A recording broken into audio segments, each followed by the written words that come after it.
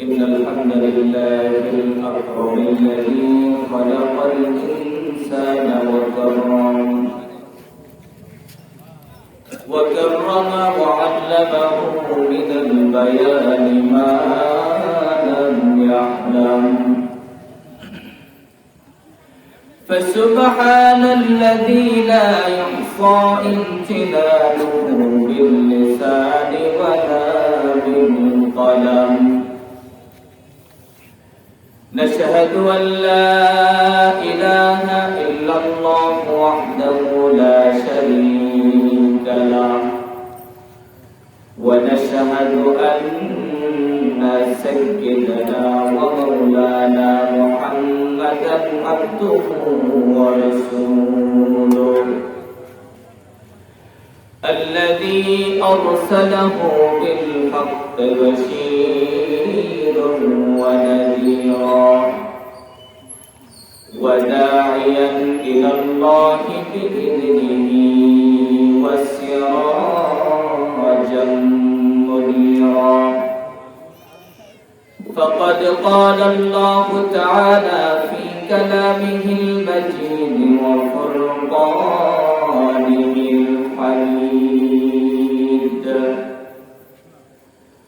أعوذ بالله من الشيطان الرجيم بسم الله الرحمن الرحيم إنما المؤمنون إخوة فأصلحوا بين أخويكم واتقوا الله وقال تعالى إن الله وملائكته يصلون على النبي يا أيها الذين آمنوا صلوا عليه وسلموا تسليما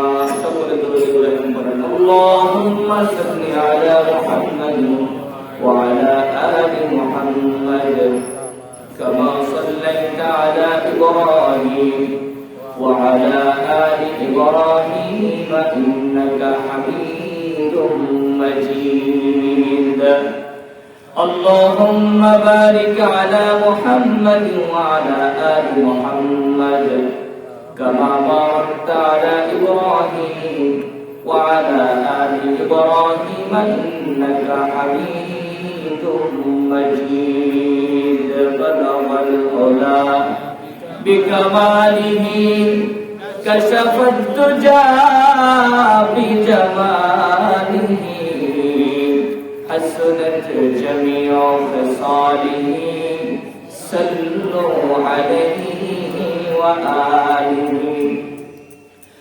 هو الحبيب الذي ترجى شفاعته لكل حول من الأحوال مقتحم بلغ العلا بكماله كشف الدجى بجماله حسنت جميع خصاله صلوا عليه وآله আলহামদুলিল্লাহ পূর্ব ভারতবর্ষ বাইতুল করিম জামে মসজিদ এলাকার যুব সমাজ কর্তৃক আয়োজিত পঞ্চম বার্ষিক ওয়াজ মাহফিল ও হালকা জিকিরের শেষ অধিবেশনে আজকের মাহফিলের সম্মানিত সভাপতি জনাব নাসিরউদ্দিন আহমেদ সাবেক চেয়ারম্যান ১ নম্বর পর্ষদের পরিষদ আজকের মাহফিলের আমন্ত্রিত মেহমান অনেক উলামায়ে কেরাম আমন্ত্রিত মেহমান হিসেবে আছেন আজকের মাহফিলের আলোচনা করেছেন আমার শ্রদ্ধেয় উস্তাদ জনাব হযরত মাওলানা আব্দুল ওয়াদুদ সাহেব খতিব বরকশা বাজার জামে মসজিদ এতক্ষণ পর্যন্ত আলোচনা করেছেন আজকের মাহফিলের প্রধান অতিথি বিশিষ্ট ইসলামী চিন্তাবিদ জনাব হযরত মাওলানা আবু ইউসুফ জেজবা সাহেব বরগুনা আরবি প্রভাষক জামে ইসলামী মাদ্রাসা। আজকের মাহফিলের আমন্ত্রিত মেহমানগণ যারা আছেন হযরত মাওলানা আব্দুল জলিল সাহেব পরিচালক কায়দাবাদ হাফিজ মাদ্রাসা, হাফেজ আব্দুল মালিক সাহেব প্রাক্তন ইমাম গুঞ্জাবাড়ি জামে মসজিদ, মাওলানা রুহুল আমিন সাহেব ইমাম ওসমানিয়া জামে মসজিদ বরকশা, সম্মানিত আলোচকবৃন্দ, আমন্ত্রিত উলামায়ে কেরাম,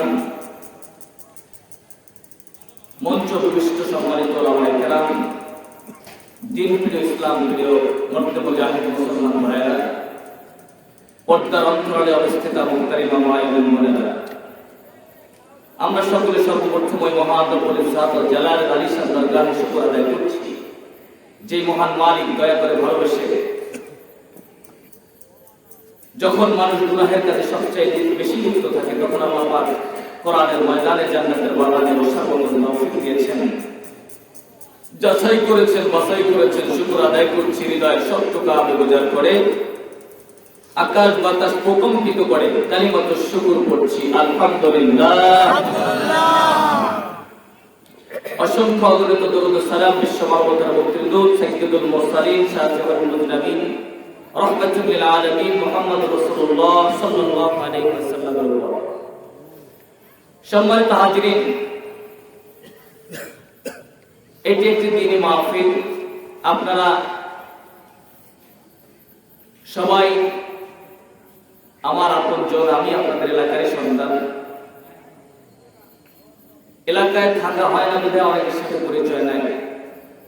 আজকের আমার জীবনের সবচেয়ে আনন্দের মাহফিল এটা।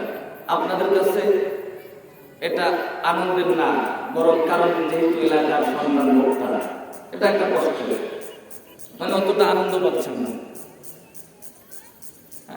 এটা হতে পারে, এজন্য মানে আপনাদের মধ্যে ওই ধরনের টেন্ডেন্সি একটা কম, কিন্তু আলহামদুলিল্লাহ আপনাদের দোয়ায় সারা বাংলাদেশ আল্লাহ আমাকে দিচ্ছেন। সারা বাংলাদেশ ঘুরতেছে। গতকালকে ছিলাম সাতক্ষীরাতে। আল্লাহ পাক দিনের খেদমত করাচ্ছে আপনাদের এলাকার সন্তান। আমার কাছে আজকের এই মাহফিলটা সবচেয়ে দামি, আমার কাছে খুব আনন্দের। আপনাদের দোয়ায় আলহামদুলিল্লাহ আমি যে মসজিদের খুতবা দেই, আল্লাহ যে মসজিদে আমাকে খুতবা দেয়, আসলে আমি অযোগ্য মানুষ। আমার এই উস্তাদ, আমি আগে বলছিলাম যে এটা আমার বেয়াদবি হচ্ছে। আমার উস্তাদ, আমার বাবা আমার উস্তাদ, আমার ছোটবেলার উস্তাদ, যার কাছ থেকে আমি কোরআন ধরেছি, এই উস্তাদ এদের কাছ থেকে না শিখলে আজকের এই মানুষের সামনে কথা বলতে পারতাম না। তো আমি বলছিলাম যে ওদের একটা চেয়ার আমি করতে চাচ্ছিলাম না, তারপরও বেয়াদবি দিয়ে ওদের অনুমতি করে আমি বসছি। আলহামদুলিল্লাহ আপনাদের দোয়ায় বাংলাদেশের পড়াশোনার জায়গা থেকে যতটুকু আছে আল্লাহ আমাকে তৌফিক দিয়েছে, করেছি, শেষ করেছি। ইউনিভার্সিটি থেকে মাস্টার শেষ করেছি, এখন এমফিল করতেছি, হায়ার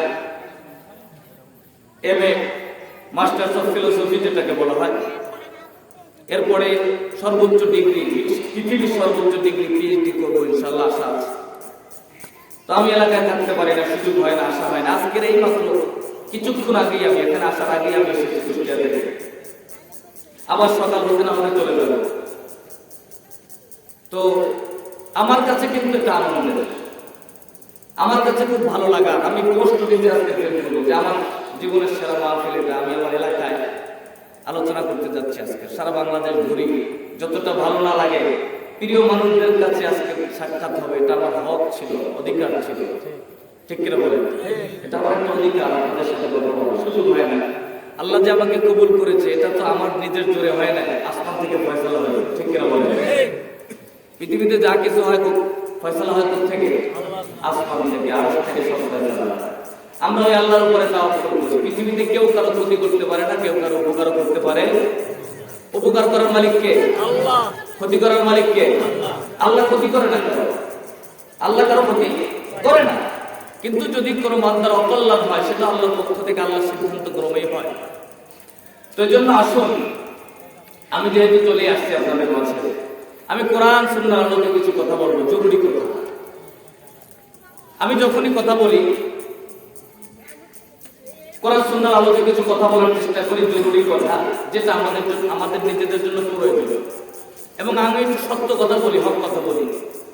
আমার কে কি কষ্ট পাইল, কে কেমন লাগলো, এটা আমি খেয়াল করি না।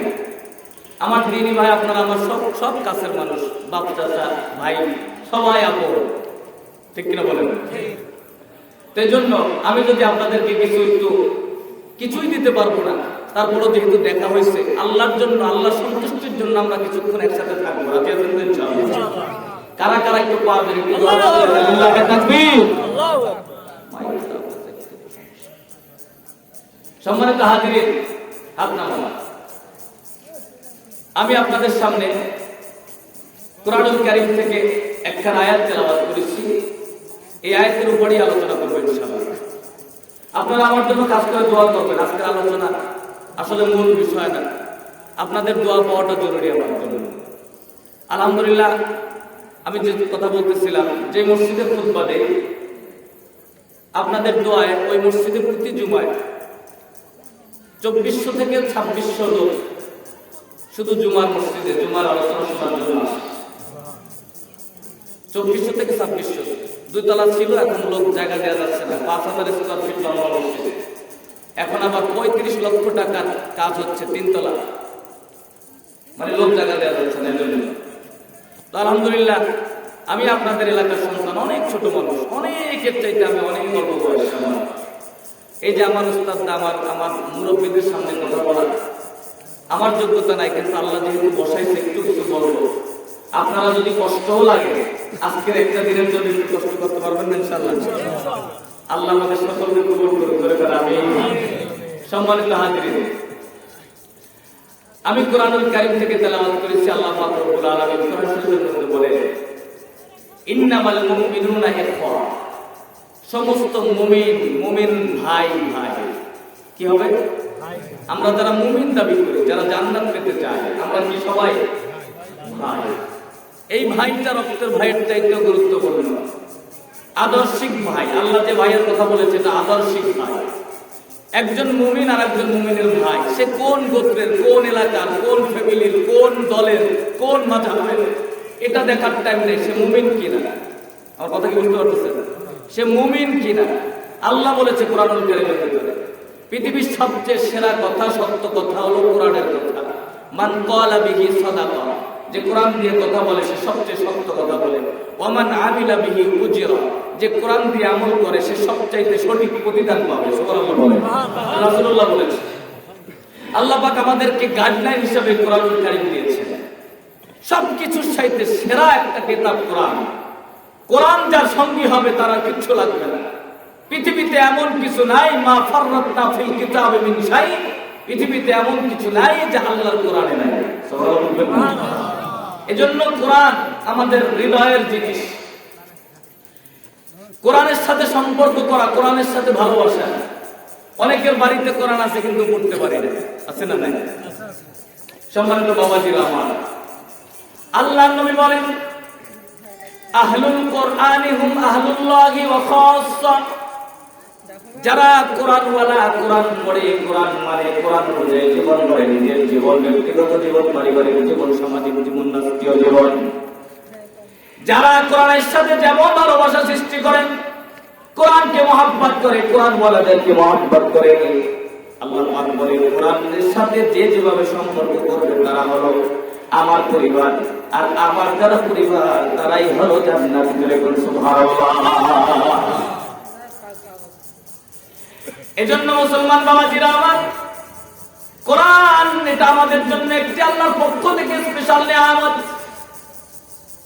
এই যে কোরআন আসার কারণে পৃথিবীতে একই কাঠ দিয়ে মানুষ যখন টিভির আকার তাক বানায়, যখন আপনার আলনা বানায়, আলমারি বানায়, ওই কাঠের দাম হয় না। আল্লাহর সাথে টিভির তাকের সাথে লাঠি লাগলেও মানুষ চুমু খায় না। কিন্তু একই কাঠ দিয়ে যখন রেয়াল বানায়, এই কোরআন রাখার জন্য, তখন রেয়ালে যদি কোনো মানুষের পা লাগে সেটা চুমু খায়। সম্মান দিল কিসে? কোরআনের সাথে থাকার কারণে। আপনি অবাক হয়ে যাবেন, বিশ্বনবী মুহাম্মদুর রাসূলুল্লাহ সাল্লাল্লাহু আলাইহি সাল্লাম আমাদের নবী একজন সেরা নবী, শেষ নবী, শ্রেষ্ঠ নবী। গোটা আলম সৃষ্টি হয়েছে নবীকে কেন্দ্র করে, যার চাইতে সেরা মানুষ এই পৃথিবীতে নাই।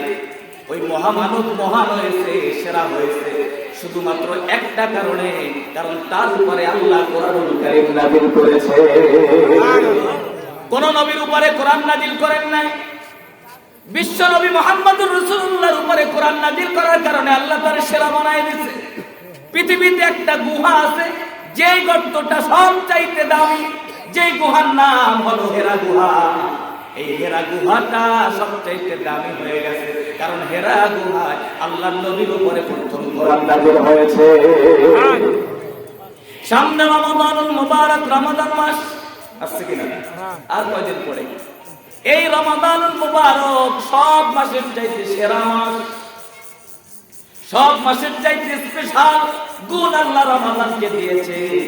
আর কোনো কারণ নাই, একটাই মাত্র কারণ, কারণ রমাদানে আল্লাহ কোরআনুল কারীম নাযিল করেছে। রমাদানে কোরআন নাযিল করার কারণে রমাদানের দাম বেড়ে গেছে। এই রমাদানের মধ্যে একটা রাত্র আছে, যে রাতটা রমজানের শেষ দশকের ভেতর রাত, যে রাতকে লাইলাতুল কদর বলা হয় বা শবে কদর বলা হয়।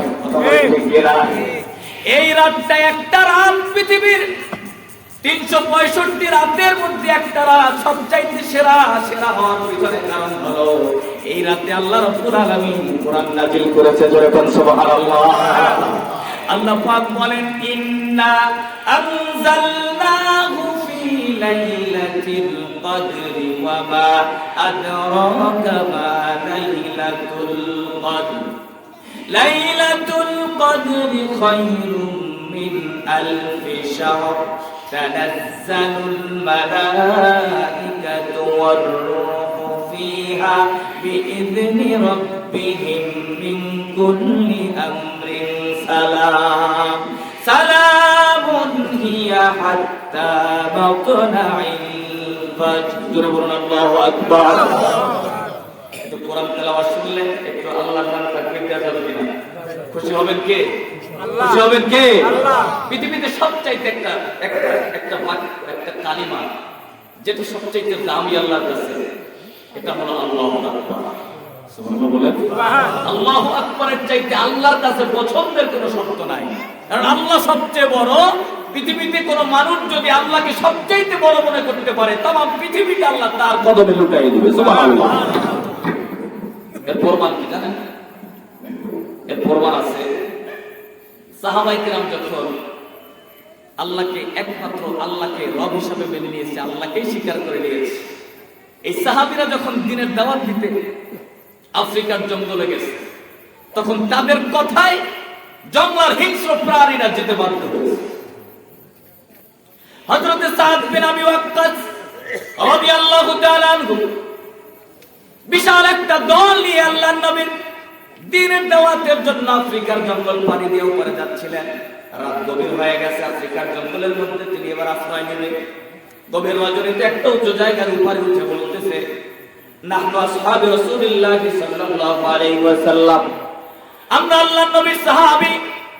তোমরা যদি ওই নবীকে মানো, ওই নবীর রবকে মানো, তাহলে আমি সাদ বিন আবি ওয়াক্কাস বললাম, এই মুহূর্তে আমাদের আশ্রয়ের জন্য, আমরা রাসূলুল্লাহর দ্বীনের দাওয়াতের জন্য আসছি, এই মুহূর্তে আমাদের আশ্রয়ের জন্য তোমরা এই জঙ্গল ছেড়ে দাও।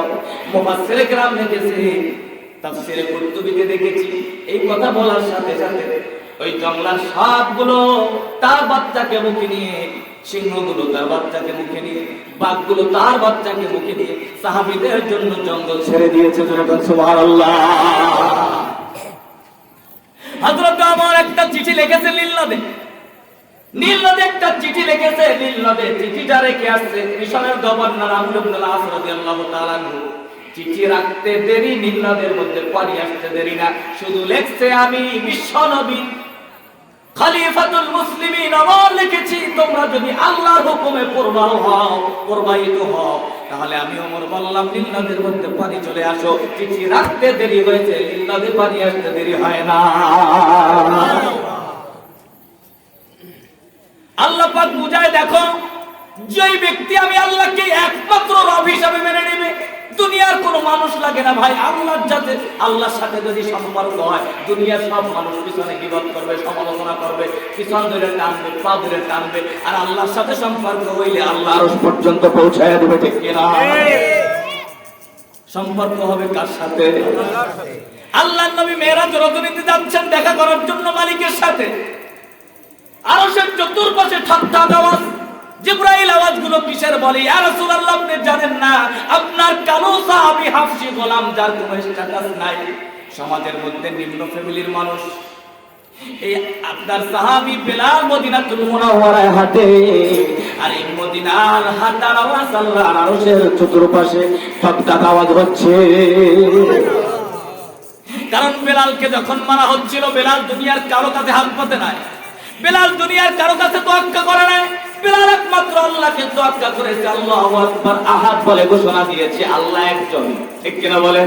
আল্লাহ বলে, বান্দা যেহেতু আমাকে মেনে নিয়েছে, আমি আল্লাহ রাব্বুল আলামিন আরশ পর্যন্ত তার সম্মান বাড়ায়া দেব। আল্লাহর নবী একদিন জিবরাইল সাল্লাম এসে বলতেছে, ইয়া রাসূলুল্লাহ, ওই যে আপনার সাহাবী হযরত আবু যর গিফারী রাদিয়াল্লাহু তাআলা আনহু হেঁটে যাচ্ছে। আল্লাহ নবী জিজ্ঞাসা করতেছে, ভাই জিবরাইল, তুমি আবু যর গিফারীকে কেমনে চিনলা? বলে, আমি শুধু আবু যর গিফারীকে চিনি নাই, আমি শুধু এক আবু যর গিফারীকে চিনি নাই, আসমানের কোটি কোটি ফেরেশতারা আবু যর গিফারীকে চিনে। কারণ কি কারণে? কারণ হযরত আবু যর গিফারী বেশি বেশি পরিমাণ সূরাতুল ইখলাস তেলাওয়াত করত। কাসরাতু তিলাওয়াতি সূরাতুল ইখলাস, বেশি বেশি পরিমাণ সূরা ইখলাস তেলাওয়াত করত। আর এই সূরা ইখলাসটা হলো তাওহীদের সূরা, আল্লাহর সূরা। সুবহানাল্লাহ বলবেন না? মানে আল্লাহর বরত্ব, আল্লাহর গুণকীর্তন, তাওহীদের সূরা, এক আল্লাহ, তাও সূরা ইখলাস আর আল্লাহু আকবার একই বিষয়। যেহেতু হযরত আবু যর গিফারী সূরা ইখলাস বেশি পরিমাণ পাঠ করত, তাওহীদের ঘোষণা দেওয়ার কারণে আল্লাহ তারে সেরা বানায় দিয়েছেন, আসমানের কোটি কোটি ফেরেশতারা তারে চিনে। আর দুই নাম্বার কারণ ছিল, হযরত আবু যর গিফারী নিজেকে নিজে সবচাইতে ছোট মনে করত। সুবহানাল্লাহ বলে, সবচাইতে ছোট মনে করত। এই কথাগুলো বললাম যে আমাদের রব কে? আল্লাহ। আমরা একমাত্র কাকে মানবো? আল্লাহ। আল্লাহকে স্বীকার করে নিব, তাহলে গোটা পৃথিবী আপনার আমার কদমে দিয়ে দিলেন। আপনি আল্লাহর কদমে সত্যিকার অর্থে সিজদা দিয়ে রেখেন, কি লাগবে কি লাগবে আল্লাহ সব দিবে, সব দিবে, বাস্তব। সম্মানিত হাজিরিন, এজন্য আমি যখন কোরআন তেলাওয়াত করব, আপনারা একটু আল্লাহর খুশির জন্য একটু আল্লাহু আকবার বলে তাকবীর দিবেন, পারবেন তো ইনশাআল্লাহ? আল্লাহ পাক বলেন, ইন্নামাল মুমিনুনা আল্লাযীনা ইযা যুকিরাল্লাহু ওয়াজিলাত কুলুবুহুম ওয়া ইযা তুলিয়াত আলাইহিম আয়াতুহু যাদাতুহুম ঈমানান ওয়া আলা রাব্বিহিম ইয়াতাওয়াক্কালুন। আল্লাহ পাক বলেন, মুমিনের সামনে যখন কোরআন তেলাওয়াত হয় তখন মুমিনের ঈমান বেড়ে যায়। আল্লাহু আকবার। ইন্নামাল মুমিনুনা আল্লাযীনা ইযা যুকিরাল্লাহ, যখন আল্লাহর নাম স্মরণ হয়, ইযা তুলিয়াত আলাইহিম, যখন তেলাওয়াত করা হয়, ওয়াজিলাত কুলুবুহুম, তাদের অন্তরটা নরম হয়ে যায়, প্রফুল্লিত হয়ে যায়, তাদের অন্তরের মধ্যে ভয় সৃষ্টি হয়ে যায়, আল্লাহর মহব্বত তৈরি হয়ে যায়। এজন্য আমরা যদি মুমিন হই, কোরআনের কথা শুনলে, কোরআন তেলাওয়াত শুনলে, আপনার আমার হৃদয়টা যদি নরম হয়, হৃদয়ের মধ্যে যদি ভালো লাগা কাজ করে, মনে করতে হবে যে আমরা মুমিনের কাতারে পড়েছি। আর যদি কোরআন শোনার পরে যদি ভালো না লাগে, তাহলে মনে করতে হবে এই আয়াতের মধ্যে আমরা পড়ি না, ঠিক কিনা? সম্মানিত হাজিরিন, আমি আজকের যে আলোচনা করব আপনাদের সামনে, সেটা হলো মানবতা, বিশ্ব মানবতা, মানব সেবা।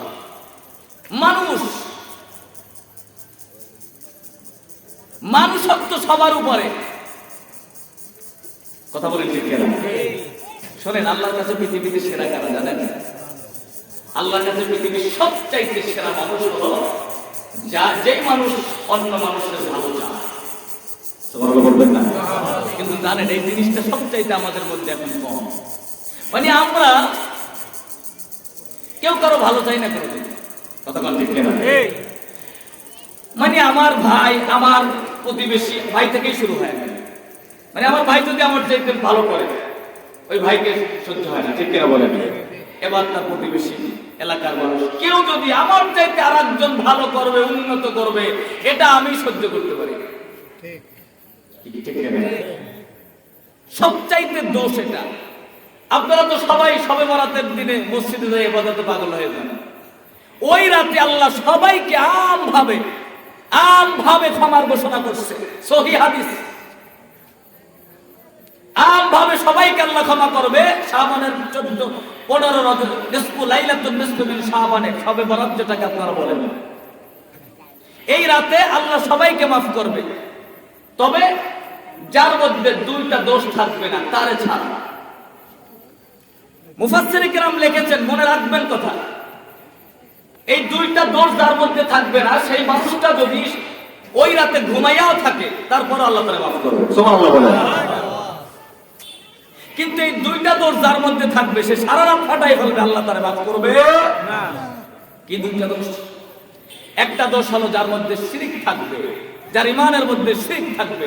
আল্লাহকে ছাড়া যে অন্যের কাছে হাত পাতবে, অন্যকে চাবে, অন্যকে রিজিক দাতা, সম্মান দাতা, ভালো করা, কল্যাণ অকল্যাণের মালিক মনে করবে, শিরক হয়ে যাবে। শিরকের গুনাহ আল্লাহ কখনো মাফ করে না। খুব সেনসিটিভ। আমরা মনে করি আমরা সবাই মুমিন, আমরা তো শিরক করি না, এই কথা বলে ঠিক না? কিন্তু একটা কথা বলি, যখন আজান হয় তখন দোকানদার সাহেব দোকান বন্ধ করতে পারে না। কারণ কি? কারণ দোকানে ব্যবসা ভালো হবে, ইনকাম হবে, কাস্টমার চলে যাবে। তো আল্লাহু আকবার মুয়াজ্জিন যখন আজান দেয়, আল্লাহু আকবার, আল্লাহ সবচেয়ে বড়, আল্লাহ সবচেয়ে বড়, এই কথাটা শোনার পরেও যেই ব্যক্তি মাঠে থাকবে, যেই ব্যক্তি দোকানে থাকবে, বিনা কাজে, কাজ নাই, কোনো কাজ মানে আসলে কোনো প্রয়োজন না, শুধুমাত্র স্বার্থে, দুনিয়ার স্বার্থে, রিজিকের জন্য মনে করবে এখন যদি আমি মাঠ থেকে উঠে যাই তাহলে কাজটা থেকে যাবে, দোকান বন্ধ করলে কাস্টমার চলে যাবে। এই যে আমি রিজিক মনে করলাম দোকানে, আল্লাহ যে রাজ্জাক, আল্লাহ যে সবচাইতে বড় রাজ্জাক, আমি রাজ্জাক জ্ঞানকে ছোট করে আমি দোকান বন্ধ করলাম না, এটাই শিরক। আপনারা বুঝতে পারছেন? খুব ভালো করে বুঝবেন। রাজ্জাক তো তিনি যিনি গভীর সমুদ্রের নিচেও একটা ছোট্ট প্রাণী, পৃথিবীর কোন মানুষ যার সংবাদ জানে না, তাকেও যিনি প্রতিদিন রাত খাওয়াইয়া বাঁচায় রাখেন, তিনি কে? আল্লাহ পাক বলেন, ওয়ামা বিদাব্বাতিন ফিল আরদি ইল্লা আলাল্লাহি রিজকুহা ওয়া ইয়ালামু মুস্তাকাররাহা ওয়া মুস্তাওদাহা কুল্লুম ফি কিতাবিন মুবিন। আল্লাহ পাক বলেন, আমি আল্লাহ দুনিয়ায় এমন কোন প্রাণী পাঠাই নাই যে প্রাণীর রিজিকের ব্যবস্থা আমি আল্লাহ করে দেই না। সব প্রাণীর রিজিকের ব্যবস্থা পরিপূর্ণ সুস্পষ্ট কিতাবের মধ্যে বর্ণিত আছে। সুবহানাল্লাহ বলেন। কিন্তু আমরা মনে করি যে দুনিয়ার একজনের রিজিক আমরা নষ্ট করতে চাই। কারো যদি কোনো ভালো হয়, কারো যদি জনপ্রিয়তা হয়, হ্যাঁ, তাহলে আমার চুলকানি শুরু হয়, আমার কলিজায় লাগে, অমুকে আমার সাথে বেশি বড় হয়ে গেল, ঠিক কিনা বলেন? আরে ভাই, আমি কি কোনোদিন চুলকাইয়া কারো রিজিক বন্ধ করতে পারবো? রিজিকের মালিক কে? রাজ্জাক তো তিনি, ফয়সালা তো ওখান থেকে হয়। কাকে আল্লাহ কি দিবে এটা আল্লাহই ভালো জানে সবচাইতে। আপনার আমার ঠেলায় আর টানায় কোনো লাভ হবে না। এজন্য মনে রাখবেন মুসলমান, শিরক যেন হয় না। সন্তান যদি লাগে, সন্তান চাইতে হবে কার কাছে? আল্লাহর কাছে। রিজিক যদি লাগে চাইতে হবে কার কাছে? অসুস্থ যদি হয় চাবো কার কাছে? আল্লাহর কাছে সিজদা দিয়ে চাইবেন। আল্লাহ বলেন, ইয়া আইয়ুহাল্লাযীনা আমানু ইসতাঈনু বিস-সাবরি ওয়াস-সালাহ, নামাজ এবং ধৈর্যের সাথে আমার কাছে সাহায্য চাও। তো আপনি যদি বিপদে পড়ে যান, চাকরি লাগবে, ইনকাম লাগবে, রিজিক কম, রিজিকে সমস্যা, অভাব অনটন যায় না, কার কাছে বলবো? আল্লাহর কাছে। বলেন কার কাছে? আল্লাহর কাছে। আমি কয়েকদিন আগে বুখারীর মধ্যে একটা হাদিস পড়লাম, আমি অবাক হয়ে গেলাম। ও আমার এলাকাবাসী, আমার আপন ভাইয়েরা, আমার বাবাজিরা, আমি আপনাদের পায়ের উপরে হাত রেখে কয়টা কথা বলবো। আমি বুখারীর হাদিস পড়েছি, আমি অবাক হয়ে গেছি। আল্লাহর নবী বলেন, কোন ব্যক্তি কোন বিপদে পড়লে মানুষের কাছে যারা প্রকাশ করে, মানুষের কাছে বলে, মানুষের কাছে হাত পাতে। আল্লাহ রাসূল বলেছে, আল্লাহ পাক রব্বুল আলামিন বলে দিয়েছে, আমি আল্লাহ রাব্বুল আলামিন গোটা তার জীবনটা আমি আল্লাহ রাব্বুল আলামিন অভাব অনটন দিয়ে ভরে রাখবো, তার জীবনে কোনোদিন ধনী বানাবো না। আর যে ব্যক্তি অভাব অনটন অসহায় অবস্থায় কারো কাছে হাত পাতবে না, কারো কাছে বলবে না, কারো কাছে চাইবে না, ধৈর্যের সাথে আল্লাহর কাছে চাইবে, আল্লাহর কাছে বলবে, আল্লাহ পাক বলেন তার অভাব অনটন চলবে চলবে চলবে চলতে থাকবে। একটা পর্যায়ে তার মৃত্যুর আগে হলেও আমি আল্লাহ তারে দুনিয়ার মধ্যে ধনী বানাই আমি তার মৃত্যু দিব। কোনো না কোনোদিন তারে আল্লাহ ধনী বানাইয়াই দিবে, কারণ সে কোনোদিন মানুষের কাছে অভাব অনটন বলে না, কোনদিন মানুষের কাছে রিজিকের জন্য বলে না। তাহলে আমাদের যদি রিজিক লাগে, সন্তান লাগে, আমরা কার কাছে যাব? দুনিয়ার কোন মানুষের কাছে যাওয়া যাবে না। দুনিয়ার কোন বস্তুকে নিজের রিজিক দাতা মনে করা যাবে না, এটা শিরক, মারাত্মক শিরক থেকে বাঁচতে হবে। দেখেন, খেয়াল করেন মুসলমান বাবাজিরা আমার, হযরত ইব্রাহিম আলাইহিস সালাম বাবা নবী, ওই যে আমি যে আদর্শের কথা বলতেছি এখান থেকে আসতেছি। সন্তান নবী, বাবা মুশরিক, বাবা সন্তানের আদর্শ গ্রহণ করে না। নূহ আলাইহিস সালাম নবী, সন্তান কেনান, বাবার আদর্শ গ্রহণ করে না। লূত আলাইহিস সালাম নবী, লূতের স্ত্রী, একই বিছানার মানুষ, আদর্শ গ্রহণ করে নাই স্বামীর। আল্লাহ পাক স্পষ্ট কোরআনে ঘোষণা করছে, ইব্রাহিম নবী হও তোমার বাবা জান্নাতে যাবে না, আর নূহ তুমি নবী হও তোমার সন্তান তোমার আহালের অন্তর্ভুক্ত নয়। নূহ আলাইহিস সালাম যখন 950 বছর দাওয়াত দিচ্ছিল, কোরআনে স্পষ্ট আছে। এটা যদি আমি কোরআন তেলাওয়াত করতে করতে বর্ণনা করি তাহলে অনেক রাত হয়ে যাবে, আমি আয়াত তেলাওয়াত করছি না। সূরা নূহ নামে একটা সূরা আল্লাহ কোরআন শরীফে নাযিল করছে, সুবহানাল্লাহ বলেন। এই সূরা নূহের মধ্যে, আমি সংক্ষেপে বলতেছি, সূরা নূহের মধ্যে ঘটনা আছে। নূহ আলাইহিস সালাম দিনের দাওয়াত দিতে দিতে 950 বছর, মাত্র কেউ লিখেছে 40, কেউ লিখেছে 70, কেউ লিখেছে 80 জন মাত্র আসছে নবীর পক্ষে। আল্লাহু আকবার। মাঝে মাঝে কি করতো, মেরে মাইর একদম বেহুশ করে এলাকার নেতারা পাহাড়ের উপরে উঠাইয়া এরপরে ফেলাই দিত। নেতারা কর্মীদেরকে বলতো, যা নূহ মরে গেছে। নূহ আলাইহিস সালাম এমন ভাবে নিস্তেজ হয়ে যাইতো, মায়ের খেতে খেতে রক্ত ক্ষরণ হতে হতে নেতারা মনে করতো নূহ মরে গেছে, পাহাড়ের উপরে উঠাইয়া ফেলে দেয়, ফালাই দিত, গড়াতে গড়াতে গড়াতে গড়াতে নিচে পড়ে যাইত। জিবরাইল আলাইহিস সালাম এসে তাকে আবার সুস্থ করে আবার এলাকায় পাঠিয়ে দিত। কোনদিন আল্লাহর কাছে একটা অভিযোগও করে নাই। আল্লাহু আকবার। যখন কোন মানুষগুলো শুধু গাদ্দারি করেই যাচ্ছে তার সাথে, একটা পর্যায়ে 950 বছর পরে আল্লাহ পাক রব্বুল আলামিনের কাছে নূহ নবী দোয়া করতেছে, وقال نوح رب لا تذر على الأرض من الكافرين ديارا। আল্লাহ পাক 950 বছর পর্যন্ত তোমার দ্বীনের পথে আমি আমার কওমকে ডাকছি, আমার এলাকাবাসীকে ডাকছি। আল্লাহ, আমাকে তারা মানে নাই, আমাকে তারা মিথ্যাবাদী বলেছে, আমাকে তারা গালি দিয়েছে, কারণ আমি তো এই এলাকারই সন্তান, আমারে তারা ছোট মনে করছে। এলাকার সন্তান হইলে দাম থাকে না, ঠিক কিনা? নূহ আলাইহিস সালাম তো আমারে মাইরা ফালাই দিত, আমার কথা তারা শুনে নাই। আল্লাহ 950 বছর পর্যন্ত গাদ্দারি করছে। ও মালিক, আজকে তোমার কাছে চাই, ও আল্লাহ, তুমি এই গাদ্দারদের একটা ঘরে, একটা কাফেরের বাচ্চার একটা ঘর তুমি রাখো না। আল্লাহ পাক যখন দোয়া করলো, দোয়া পৌঁছে গেছে আরশে। আল্লাহ পাক বলল, নূহ আলাইহিস সালাম, ও নূহ, একটা নৌকা বানাও। তাফসীরে আসছে নৌকা বানাইল। আপনার সংক্ষেপে বলতেছি, এখান থেকে আমি শিক্ষা, আমার একটাও ঘটনা বলার কোনো উদ্দেশ্য না, কারণ ঘটনা না, আমি খালি শিক্ষা বার করবো, তাতে আমার 3 ঘন্টা সময় চলে যাবে। ঘটনা আপনারা সবাই অনেক কিছু জানেন, কিন্তু শিক্ষা কি দেখেন। নূহ আলাইহিস সালাম যখন নৌকা বানাচ্ছে, নৌকা কমপ্লিট। এখন এই নৌকার অনেক ঘটনা, নৌকা কিভাবে হয়েছে। তো নৌকা যখন কমপ্লিট হয়ে গেল, এলাকার লোকেরা, নেতারা পরামর্শ দিচ্ছে, যা নৌকা বানাই ফেলছে, ওই নৌকায় যেন চলা যায় না, এখান থেকে সবাই পায়খানা করবে। নৌকার মধ্যে ইচ্ছা মতন সব পায়খানা করছে, পায়খানা করে পুরো নৌকাটা ডুবে ফেলছে। এবার নূহ আলাইহিস সালাম আল্লাহর কাছে কাঁদতেছে, আল্লাহ, এই গাদ্দার গুলা কি কোনোদিন ভালো হবে না? আল্লাহ পাক বলেন, নূহ, তুমি ধৈর্য ধরো, আমি ফয়সালা করতেছি। এখন কি হবে? এক বুড়ি, অনেক বছর, 350 বছর বয়স। আগের দিনে মানুষ হায়াত পাইতো শত হাজার বছর, ওই নূহ নবীর সময়। ওই বুড়ি বলতেছে, আমি শুনছি মানুষ কি ছড়াইছে, শোনেন, মিডিয়া ছড়াইছে নুহের নৌকায় যদি কেউ পায়খানা করে তাহলে তার আপনার আয় রোজগারে উন্নত হবে। নাউজুবিল্লাহ বলবেন না? তোরা সবাই পায়খানা করা শুরু করছে। এখন বুড়িমা মনে করছে, বুড়িমা বলতেছে যে নুহের এটাকে তীর্থ বলে ওদের ভাষায়। হ্যাঁ, দেখবেন বিধর্মীরা তীর্থ করে, তো আশীর্বাদ।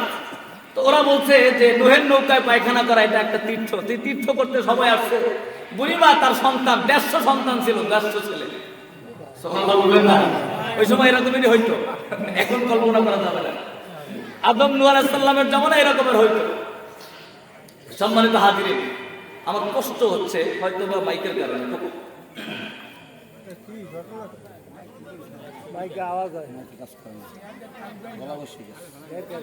আপনার কথা বুঝতে পারতেছেন সবাই?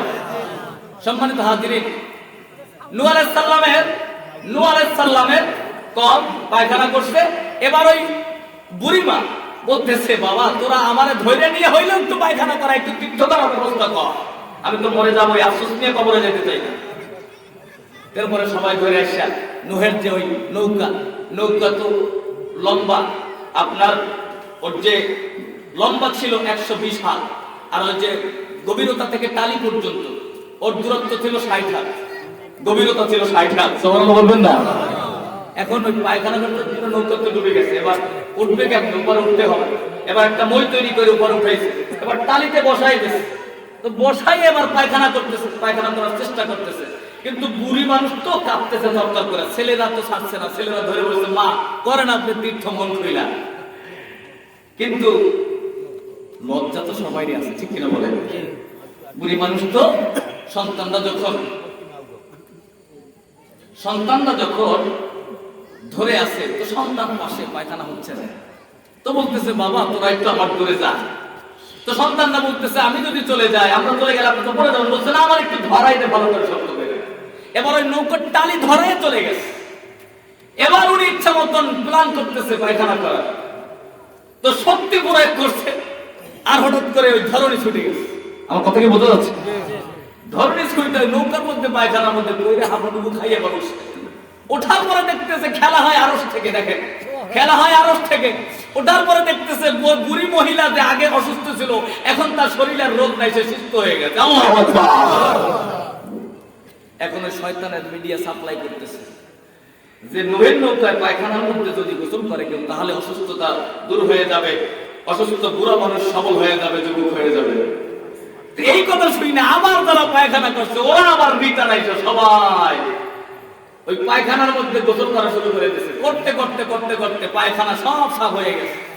এবার অনেক দূর থেকে এক গোত্র সংবাদ পাইছে 3 দিন পরে, যে এই রকমের নুহের নৌকায় যদি ডুব দেওয়া যায় তাহলে রোগ ভালো হবে। ওরা বিশাল এক দল আইসা দেখতেছে পায়খানা আর নাই, কোন রকমের একটু লাগা টাগা আছে। তো বলতেছেন, নূহ আমাদেরকে একটু ব্যবস্থা করেন, আমরা অনেক দূর থেকে আসছি। তো বলতেছে, যাও তোমরা পানি দিয়ে ডুব দাও। এরপরে পানি মাইরা পানির মধ্যে ডুবাইয়া এরপরে সবাই চলে গেছে, পুরো নৌকাটা আগের মতন পরিষ্কার হয়ে গেছে। আল্লাহু আকবার। এই খেলা কার? আল্লাহ পারে কি পারে না? নৌকা কমপ্লিট পরিষ্কার। যারা পায়খানা করছে ওদের দ্বারা আল্লাহ পরিষ্কার করায় পাঠাই দিছে। এই আল্লাহ আছে না নাই?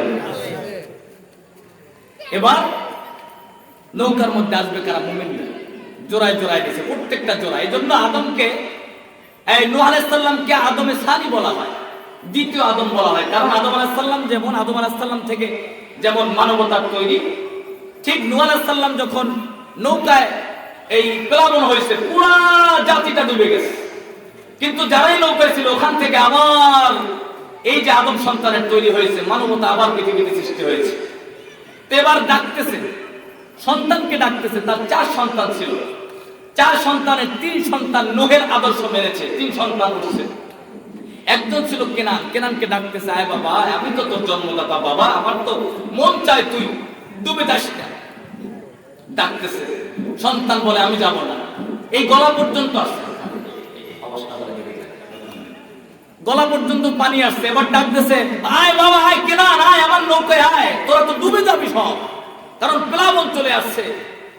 তখন সন্তান বলতেছে, না আমার এলাকার নেতারা বলছে, আরে বেটা এই নুহের এই গলা পর্যন্ত ডুবাইতে নুহের খোদার কত মানুষের কাছ থেকে এত পানি ধার করা লাগছে জানো? বুঝেন না? নাউজুবিল্লাহ বলবেন না? নুহের ছেলে কয় যে আমার নেতারা আমারে শিখাই দিয়েছে যে এই গলা পর্যন্ত ডুবাইতে নুহের খোদার কত মানুষের কাছ থেকে যে পানি ধার করা লাগছে সেটা নুহের খোদাই জানে। আরে আর পানি পাবে কোথায়? ওই নুহের নৌকা যাওয়ার দরকার নাই, বেটা ডুববি না। কথা কি বুঝতে পারতেছেন? নাউজুবিল্লাহ বলবেন না? আহা, কপাল পোড়ায় না। বাবা ডাকতেছে কিন্তু শয়তান তারে অন্যরকম বুঝাইছে, গেল না। যখন ডাকতেছে আয় বাবায়, আল্লাহর কাছে বলতেছে, আল্লাহ কেনান তো আমার সন্তান। আল্লাহ পাক ডাক দেয়া বলতেছে, ও নূহ, এতক্ষণ পর্যন্ত আমি খালি দেখছি, কিচ্ছু বলি নাই। কখন না ইন্নাহু লাইসা মিন আহলিক, আপনি যতই বলেন কেনান আপনার আহলের, কেনান আপনার সন্তান, নো, আমি আল্লাহ ঘোষণা করছি ইন্নাহু লাইসা মিন আহলিক, কেনান আপনার জন্মদাতা ছেলে হইতে পারে, কেনান আপনার আহলের, আপনার পরিবারের নয়। কোরআনের কথা, কোরআনের কথা। নূহ আলাইহিস সালাম বলতেছে, আল্লাহ কেনান তো আমার ছেলে, ও ডুবে যাবে, আমি তো সহ্য করতে পারছি না। আল্লাহ পাক ইন্নাহু লাইসা মিন আহলিক ইন্নাহু আমালুন গায়রু সালিহ, আমি জানি ওটা একটা বদমাশ, ওটা একটা আপনার বদকার, ও আপনার আহলের নয়। ইন্নাহু লাইসা মিন আহলিক, আপনার পরিবারের অন্তর্ভুক্ত নয়। আপনার জন্মদাতা আপনার রক্তের, কিন্তু যেহেতু আপনার আদর্শ মানে নাই, সুতরাং আপনার পরিবারের নয়। ঠিক কিনা? আদর্শ না থাকলে কোনো কিছু লাভ নেই, কোনো সম্পর্কের দাম নেই, কোনো সম্পর্কের দাম নেই। নূহ আলাইহিস সালাম, এজন্য তো বলছি আমার আয়াত কি, ইন্নামাল মুমিনুনা ইখওয়া, মুমিনরা ভাই ভাই। এই ভাই ভাই কোনটা জানেন? রক্তের ভাই ভাই নয়। এই ভাই ভাই আদর্শিক ভাই ভাই। রক্তের ভাই ভাই, এক ভাই জান্নাতি হবে, আরেক ভাই জাহান্নামী হবে, এটাই স্বাভাবিক। বাবা জাহান্নামী, সন্তান জান্নাতি, সন্তান জাহান্নামী, বাবা জান্নাতি, এটাই স্বাভাবিক। মা জান্নাতি, মেয়ে জাহান্নামী, মেয়ে জান্নাতি, মা জাহান্নামী, এটাই স্বাভাবিক। এটাই দেখা হবে কিয়ামতে। কেউ কাউকে চিনবে না। আরে কে কাকে চিনবে? কার উপরে আপনারা ভরসা করেন? ইয়াউমা ইয়াফিরুল মারউ মিন আখিহি ওয়া উম্মিহি ওয়া আবিহি ওয়া সাহিবাতিহি ওয়া বানিহি। আল্লাহ পাক স্পষ্ট বলে দিয়েছেন, মা তোমাকে চিনবে না, বাবা তোমাকে চিনবে না। হুজুররা আছে কেন? আমার উস্তাদরা, আমি তো ছোট মানুষ। মা তোমাকে চিনবে না, বাবা তোমাকে চিনবে না। মা বাবার কথা বললে আল্লাহ বুঝাইতে চাইছেন, মায়ের মতন এত ভালোবাসা পৃথিবীতে কেউ আসে না, সেই যদি তোমাকে না চিনে। সন্তান মাকে চিনবে না, মা সন্তানকে চিনবে না, বাবা সন্তানকে চিনবে না, সন্তান বাবাকে চিনবে না, ভাই ভাইকে চিনবে না, স্বামী স্ত্রীকে চিনবে না, স্ত্রী স্বামীকে চিনবে না, তাহলে দুনিয়ার আর কোন বেটা তোমাকে চিনবে? আমার কথা খারাপ লাগছে মনে আপনাদের? লাগতে পারে, কিন্তু আমি যেটা বুঝছি, আমার ছোট্ট জ্ঞান, এটাই বাস্তব। আল্লাহ তাআলা এটা বলতো না, ইয়াউমা ইয়াফিরুল মারউ মিন আখিহি ওয়া উম্মিহি ওয়া আবিহি ওয়া সাহিবাতিহি ওয়া বানিহি। চিনবে তারাই। আল আখিল্লাউ ইয়াউমা ইযিন বা'দুহুম লিবা'দিন আদুউন ইল্লাল মুত্তাকিন। আল্লাহ পাক বলতেছে, খলিল এক বচন বন্ধু, খলিলের বহু বচন হলো আখিল্লাহ। আল্লাহ পাক বলতেছে, তোমার দুনিয়ায় যত বন্ধু, যত সম্পর্কের মানুষ আছে, তোমার দুনিয়ার মধ্যে চলার পথে যত বন্ধু বান্ধব সম্পর্কের মানুষ আছে, সব সেদিন শত্রু হয়ে যাবে। আদম বোন সব শত্রু হয়ে যাবে, সব শত্রু, সবাই তোমার বিরুদ্ধে বলবে, কারণ নিজের বাঁচানোর জন্য। দুনিয়ায় আরেকজনের বিরুদ্ধে বলি নিজের বড় করার জন্য নাকি? আমি আরেক হুজুরের বিরুদ্ধে বলি কেন? আমার মার্কেট ধরে রাখার জন্য। কথা বলেন না কেন? আমি স্টেজে উঠে হুজুর উঠাই আরেক হুজুরের বিরুদ্ধে বলা বলি শুরু করে দিই। কি কারণে? উদ্দেশ্যটা কি? আমার মার্কেট যেন বেড়ে যায় নাকি? আরেকজনের যেন খারাপ হয়, আরেকজনের ছোট করি, ওনার জনপ্রিয়তা বেড়ে যাচ্ছে, জনগণকে ওনার দিক থেকে ডাইভার্ট করে দূরে সরাই দিতে হবে। কথা বলেন ঠিক কিনা? আল্লাহ পাক বলেন, সব তোমার শত্রু হয়ে যাবে, শুধুমাত্র বন্ধু থাকবে ইল্লাল মুত্তাকিন। বন্ধু হবে শুধু যারা মুত্তাকি হবে। তার দুনিয়ায় কি পরিচয় ছিল, এটা কোনো পরিচয় আমার কাছে থাকবে না, দুনিয়ার কোনো পরিচয় না। আল্লাহ কিন্তু বলে না তোমার বাবা, তোমার মা, তোমার হুজুর, তোমার এলাকার লোক, তোমার পিসাব, এই কথা বলছে আল্লাহ। আল্লাহ কি বলছে? সব সম্পর্কের মানুষ শত্রু, শুধুমাত্র যারা মুত্তাকি, যারা আল্লাহকে ভয় করবে, যারা মুত্তাকি হবে, তারাই শুধু তোমার পক্ষে সেদিন কথা বলবে। সুবহানাল্লাহ বলেন। নূহ ইব্রাহিম আলাইহিস সালামকে বাবা জন্ম দিয়েছে, বারবার ডেকেছে, আয় ছেলে আয়, আয় বাবা আয়, আসেন বাবা আসেন, আমি দেখতে পাচ্ছি আপনি জাহান্নামের দ্বার প্রান্তে আছেন, ও বাবা আসেন, আমি ইব্রাহিমের রবের উপরে আপনি ঈমান নিয়ে আসেন। না মানে না।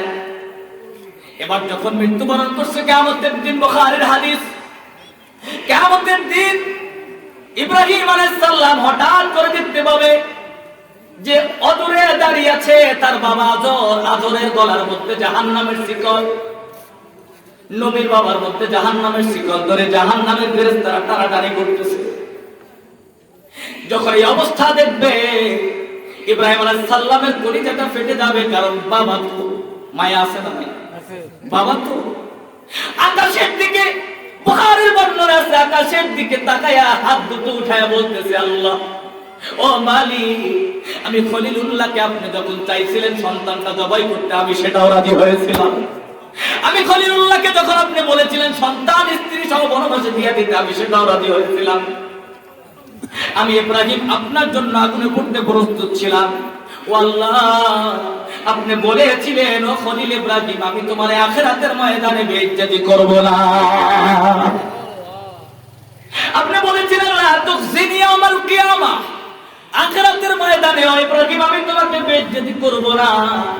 ও আল্লাহ, ও মালিক, আমি আপনার খলিল ইব্রাহিম, আপনি কি দেখেন না এই আখিরাতের কোটি কোটি জনতা দেখতে পাচ্ছে আমার বাবার গলায় জাহান্নামের শিকল, আমি তো তার জন্মদাতা সন্তান, আমার কি বেইজ্জতি হয় না রে মালিক? আমার বড় লজ্জা লাগছে আল্লাহ, আমার বাবা জাহান্নামে যাচ্ছে। ও মালিক, এটা তো আমার জন্য বেইজ্জতের ব্যাপার। ও আল্লাহ, আপনি তো কথা দিয়েছিলেন আমাকে বেইজ্জতি করবেন না, সুতরাং এখন আমি বেইজ্জতি হয়ে যাচ্ছি। তার মানে ইব্রাহিম আলাইহিস সালাম একটু বলতে চাচ্ছে, আল্লাহ তুমি আমার বাবারে মাফ করে দাও, ঠিক কি না? মানে তিনি বলতে চাচ্ছে, আল্লাহ আমার বেইজ্জতি করো না, আমার বাবারে তুমি জাহান্নামের শিকল খুলে জান্নাতের শিকল পরাও। এই কথা যখন বলতেছে, আল্লাহ পাক রব্বুল আলামিন ঘোষণা করতে, ইব্রাহিম তাহতা উনজুর তাহতা কাদামি, ও ইব্রাহিম তুমি তোমার পায়ের নিচে তাকাও। ইব্রাহিম আলাইহিস সালাম পায়ের নিচে তাকায় দেখতেছে ওই পায়ের পাশ দিয়ে একটা শুকর খিনসির, শুকর চেনেন না? এই শুকরের গলার মধ্যে জাহান্নামের শিকল দিয়ে জাহান্নামের ফেরেশতারা টেনে টেনে জাহান্নামের দিকে নিয়ে যাচ্ছে। এতক্ষণ বাবাকে দেখছে, বাবার জায়গায় বাবার একটা শুকরের গলায় জাহান্নামের শিকল টানতেছে। বুখারীর বর্ণনা আছে, তাফসীর ইবনে কাসিরের মধ্যে আছে, কিয়ামতের ময়দানে ইব্রাহিম আলাইহিস সালাম দেখবে আমার বাবার গলায় দড়ি, জাহান্নামের রশি। যখন আল্লাহর কাছে দোয়া করছে, আল্লাহ পাক রব্বুল আলামিন বলছে নিচে তাকাও, তাকায় দেখতেছে বাবার জায়গায় শুকর, একটা শুকরের গলায় রশি ধরে টানতেছে। ও আল্লাহ, কি ব্যাপার, আমার বাবারে দেখছি না কেন? আল্লাহ পাক বলে, ইব্রাহিম খলিল, তুমি আমার সব পরীক্ষায় পাস করেছো খলিল, আমি তোমারে ঘোষণা দিয়েছিলাম আমি তোমারে কোনোদিন আখিরাতের ময়দানে বেইজ্জতি করব না, এটাও সত্য।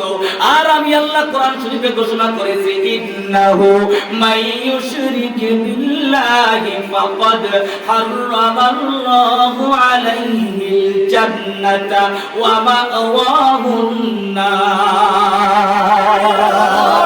আল্লাহ পাক বলেন, আমি আল্লাহ কোরআনে এটা ঘোষণা দিয়েছি, ইন্নাহু মাইয়ুশরিক বিল্লাহ, যেই ব্যক্তি আল্লাহর সাথে শিরক করবে, আল্লাহর সাথে কাউকে রিজিক দাতা মনে করবে, আল্লাহর সাথে কাউকে সম্মান দাতা মনে করবে, আল্লাহর সাথে অন্য কাউকে অসম্মান দাতা মনে করবে, অকল্যাণ দাতা মনে করবে, কল্যাণ দাতা মনে করবে, যার মধ্যে ন্যূনতম শিরক থাকবে, আমি আল্লাহ রাব্বুল আলামিন ফাকাদ হারামাল্লাহু আলাইহিল জান্নাহ, হারাম করে দিয়েছি তার জন্য জান্নাত। আমি আল্লাহ ঘোষণা করেছি কোরআনে, যার মধ্যে ন্যূনতম শিরক থাকবে, কারণ আমি আল্লাহ তোমাকে আদর করে বানিয়েছি, পৃথিবীর গোটা পৃথিবীর মাখলুকাতকে ফেরেশতারা বানাইছে, আর শুধুমাত্র আমাদের চেহারাটাকে আল্লাহ নিজের হাত দিয়ে বানাইছে। আল্লাহু আকবার। অবাক হয়ে যাবেন আপনি, কত মায়া করে আর আদর করে বানাইছে জানেন? এই বান্দার প্রত্যেকটা শ্বাস প্রশ্বাস আল্লাহ পাক তার আছে। এটা আমি টান দিলাম না, সায়েন্স প্রমাণ করেছে, যেটা প্রত্যেকবার প্রত্যেক দিন 24 লক্ষ বার এটা আপ ডাউন করে। আল্লাহু আকবার। প্রত্যেকবার যখন অক্সিজেন আমি নেই, কার্বন ডাই অক্সাইড সাপ্লাই দেই, যখন টান দেই তখন আল্লাহর কাছে বলে এই শ্বাসটার অনুমতি চাই, আল্লাহ তোমার বান্দার ডাক আমাকে টানছে, আমি কি যাব ভিতরে? আল্লাহ বলে যাও, আমি শ্বাসটা নিতে পারি। আবার যখন বের করব আল্লাহর কাছে আগে হুকুম চাই, আল্লাহ তোমার বান্দা আমাকে বের করতে যাচ্ছে, আমি কি বের হব? আল্লাহ বলে হও। এজন্য আপনি আমি তো খালি শ্বাস নিচ্ছি, টানছি, ছাড়ছি, শ্বাস করতেছি, কোনো টের পাচ্ছি না, কথা বল ঠিক কিনা? কিন্তু প্রত্যেকবারও আল্লাহর কাছে হুকুম চাই, অনুমতি চাই, আর প্রত্যেকবার আল্লাহ হুকুম দেয়। যখন কেউ শ্বাস নিতে পারে না, চক্ষুটা বন্ধ হয়ে যায়, তখন মনে করবেন আল্লাহ তখন বলেছে বান্দা আর তুই নড়বি না, এই শ্বাস তুই আর ভিতরে যাবি না। সুবহানাল্লাহ বলবেন না? একবার হঠাৎ করে আমার আপনার প্রত্যেক মানুষের জীবনে একদিন আল্লাহ বলবে না শ্বাস তুই আর ভিতরে যাস না, বুঝলি? যখন তখন বলে ফেলবে, এটার কোনো টাইম নেই, কোনো টাইম নেই। কি জন্য আমি আরেকজনের পিছনে লাগি? আরেকজনের দোষ খোঁজার টাইম কোথায়? আরেকজনের পিছনে লাগার টাইম কোথায়? এজন্য সাহাবীরা টাইমই পাইতো না আরেকজনের চিন্তা করা। সুবহানাল্লাহ বলবেন না? আমার জীবন তো একটুখানি সময়, আল্লাহর কাছে কি নিয়ে যাবো? মালিকের কাছে কি নিয়ে যাবো? যখন আল্লাহ বলবে না শ্বাস তুই বের হস না, আমার চক্ষুটা বন্ধ হয়ে যাবে। দুনিয়ার সব মানুষ দ্রুত আপনার আপন সন্তান, আপন স্ত্রী, এক বিছানার মানুষকে দ্রুত পাঠাবে গোরস্থানে, যত দ্রুত নিয়ে আসবে। চিন্তা করেন আমার প্রিয় বাবাজিরা। এজন্য দেখেন আল্লাহ পাক বলে ইব্রাহিম তোমাকেও বেইজ্জতি করব না, আর যেহেতু তোমার বাবা তোমার আদর্শ মেনে নাই, আমি আল্লাহ তোমার বাবারেও জান্নাত দিতে পারবো না। সুতরাং এখন কি করব? এজন্য সুয়ার বানাই দিলাম তোমার বাবারে। সুয়ারটা টাইমে জাহান এই আখিরাতের ময়দান দিয়ে নিয়ে যাবে, দুনিয়ার সব মানুষ বুঝবে একটা সুয়ার নিয়ে যাচ্ছে, তোমার বাবারে কেউ চিনবেও না, তোমার বেইজ্জতিও হবে না। আল্লাহ কি বুঝলেন? নবীর বাবা হওয়ার পরে খালি সন্তানের আদর্শ মেনে নিতে না পারার কারণে জাহান্নামে তারে আল্লাহ নেবেই, প্রয়োজনে সন্তান নবীর ইজ্জত রক্ষা করার জন্য হলেও সুয়ার বানাইয়া, ঠিক কিনা? তাহলে কি বুঝলেন? কোন রক্তের সম্পর্ক বা কোন নামের সম্পর্কের কোন দাম আছে না। এই দুনিয়ায় সব সম্পর্কের কোনো দাম নাই। সম্পর্ক শুধু আদর্শিক সম্পর্ক। আদর্শের সম্পর্ক ঠিক আছে কিনা? মুসলমান বাবাজিরা আমার, এই কথা বলছিলাম ওই যে শবে বরাতের রাত থেকে, মনে আছে আপনাদের? শবে বরাতের রাতে আল্লাহ সবাইকে মাফ করবে, দুই শ্রেণীর মানুষকে মাফ করবে না, এর মধ্যে একজন যার মধ্যে একটু শিরিক থাকবে। আপনি তাহাজ্জুদ করে ফাটাই ফেলবেন, আল্লাহ আপনারে মাফ করবে না। চ্যালেঞ্জ করলাম। যার মধ্যে ন্যূনতম শিরিক আছে, আল্লাহ স্পষ্ট বলেছে দুনিয়ার সব গুনাহ আমি মাফ করব। ইন্নাল্লাহা লা ইয়াগফিরু আইয়ুশরাকা বিহি ওয়া ইয়াগফিরু মা দুনা যালিকা লিমান ইয়াশা। দুনিয়ার সব গুনাহ আল্লাহ মাফ করব, আমি আল্লাহ মাফ করে দিতে পারি, কিন্তু আমি শিরকের গুনাহ মাফ করব না। লাইলাতুন নিসফি মিন শাবান, শবে বরাতে আমি আল্লাহ সবাইরে ধারাবাহিকভাবে মাফ করব। দুইটা দোষ যার মধ্যে থাকবে না, এক দোষ হলো যার মধ্যে শিরক থাকবে না, আরেকটা দোষ হলো যার মধ্যে হিংসা বিদ্বেষ থাকবে না। এখন আগেরটার সংখ্যা কম থাকতে পারে, কিন্তু পরেরটা দ্বিতীয়টার সংখ্যা আমরা সবাই। একটা মানুষ আছেন কিনা আমার মনে হয় না, আমি নাই, মানে যার ভিতরে হিংসা আর বিদ্বেষ নাই। প্রত্যেকটা মানুষ হিংসায় লিপ্ত, সবাই সবাইকে হিংসা করে, কেউ কেউ ভালো চায় না। আর এটা আল্লাহ হুজুররা সবচাইতে বেশি করি এখন, ঠিক কিনা? আমাকে কে ভালোবাসবেন কে ভালোবাসেন না ওটা আমি কোনোদিন চিন্তা করি না। কসম আল্লাহর, আমার মুসল্লি মানুষ শেষ করতে পারে না, জায়গা দিতে পারে না, শুনলেন না?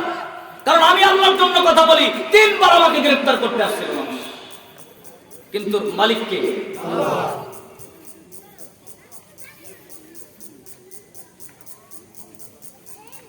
একদিন মসজিদ কমিটি ডিসিশন নিচ্ছে, আমার মসজিদ কমিটির মুসল্লি সব ডাক্তার, ইঞ্জিনিয়ার, সব ইউনিভার্সিটির প্রফেসর। একদিন ডিসিশন নিয়েছে এই হুজুরের তো রাখা যাচ্ছে না, জরুরি মিটিং। 100% মুসল্লি এসে বলতেছে খতিব সাহেব যতদিন ইচ্ছা ততদিন থাকবে, যদি না থাকে আমরা তো বসে যাবো না। এটা কোনো ফখন না, কসম আল্লাহর, আল্লাহ সাক্ষী। এই কথা কেন বললাম? আমি এটাই মনে করি তাওয়াক্কালতু আলাল্লাহ, আমি আমার মালিককে ছাড়া কাউকে চিনি না, এজন্য কারো লাগবে না আমার। আমি কারো চামচামি আর দালালি করে কোনোদিন বড় হই না, হতেও চাই না, কিছুই হই না এখনো। কিন্তু আমাকে আল্লাহ যতটুকুই যা দিয়েছে এটা আমার মালিকের একান্ত নিয়ামত, একান্ত রহমত। এটা কারো চামচামিয়ার দালালিতে আমি পাই না। আর আমি এতটুকু মনে করি আমার উস্তাদ আমার মা বাবার চোখের পানি, এটা আমি বিশ্বাস করি। আমার মা বাবার চোখের পানি আর আমার উস্তাদদের চোখের পানি। আমি চ্যালেঞ্জ করে বলতে পারি আমার জীবনে হাজারো উস্তাদ আমি পেয়েছি, কিন্তু এক উস্তাদও বলতে পারবে না এই ছেলেটা কোনো কষ্ট দিয়েছে আমার। আমি চ্যালেঞ্জ করে বলতে পারি।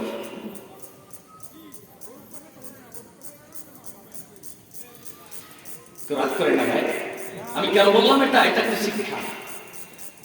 কেউ কারো পিছনে লাগবে না, কোনো লাভ নাই, কোনো লাভ নাই।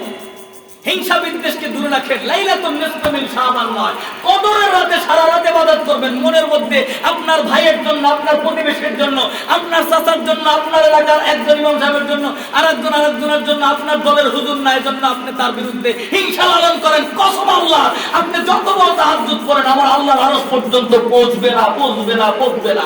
আমাকে আপনি গালি দেন, খারাপ বলেন, আজকে থেকে আলোচনা শুনতে যায় বলেন না ছেলেটা খুব বেয়াদব, আলোচনা মোটেও ভালো না, সব উল্টাপাল্টা বলছে, কোনো সমস্যা নেই আমার। কিন্তু আপনার পায়ে ধরে আপনি আমার সবচেয়ে আপনের জন্য আপনাকে আমি কিছু হক কথা বলবো, কারণ আমি জানি যে এগুলো হলো জান্নাত জাহান্নামের ডিফারেন্সের নিয়ম।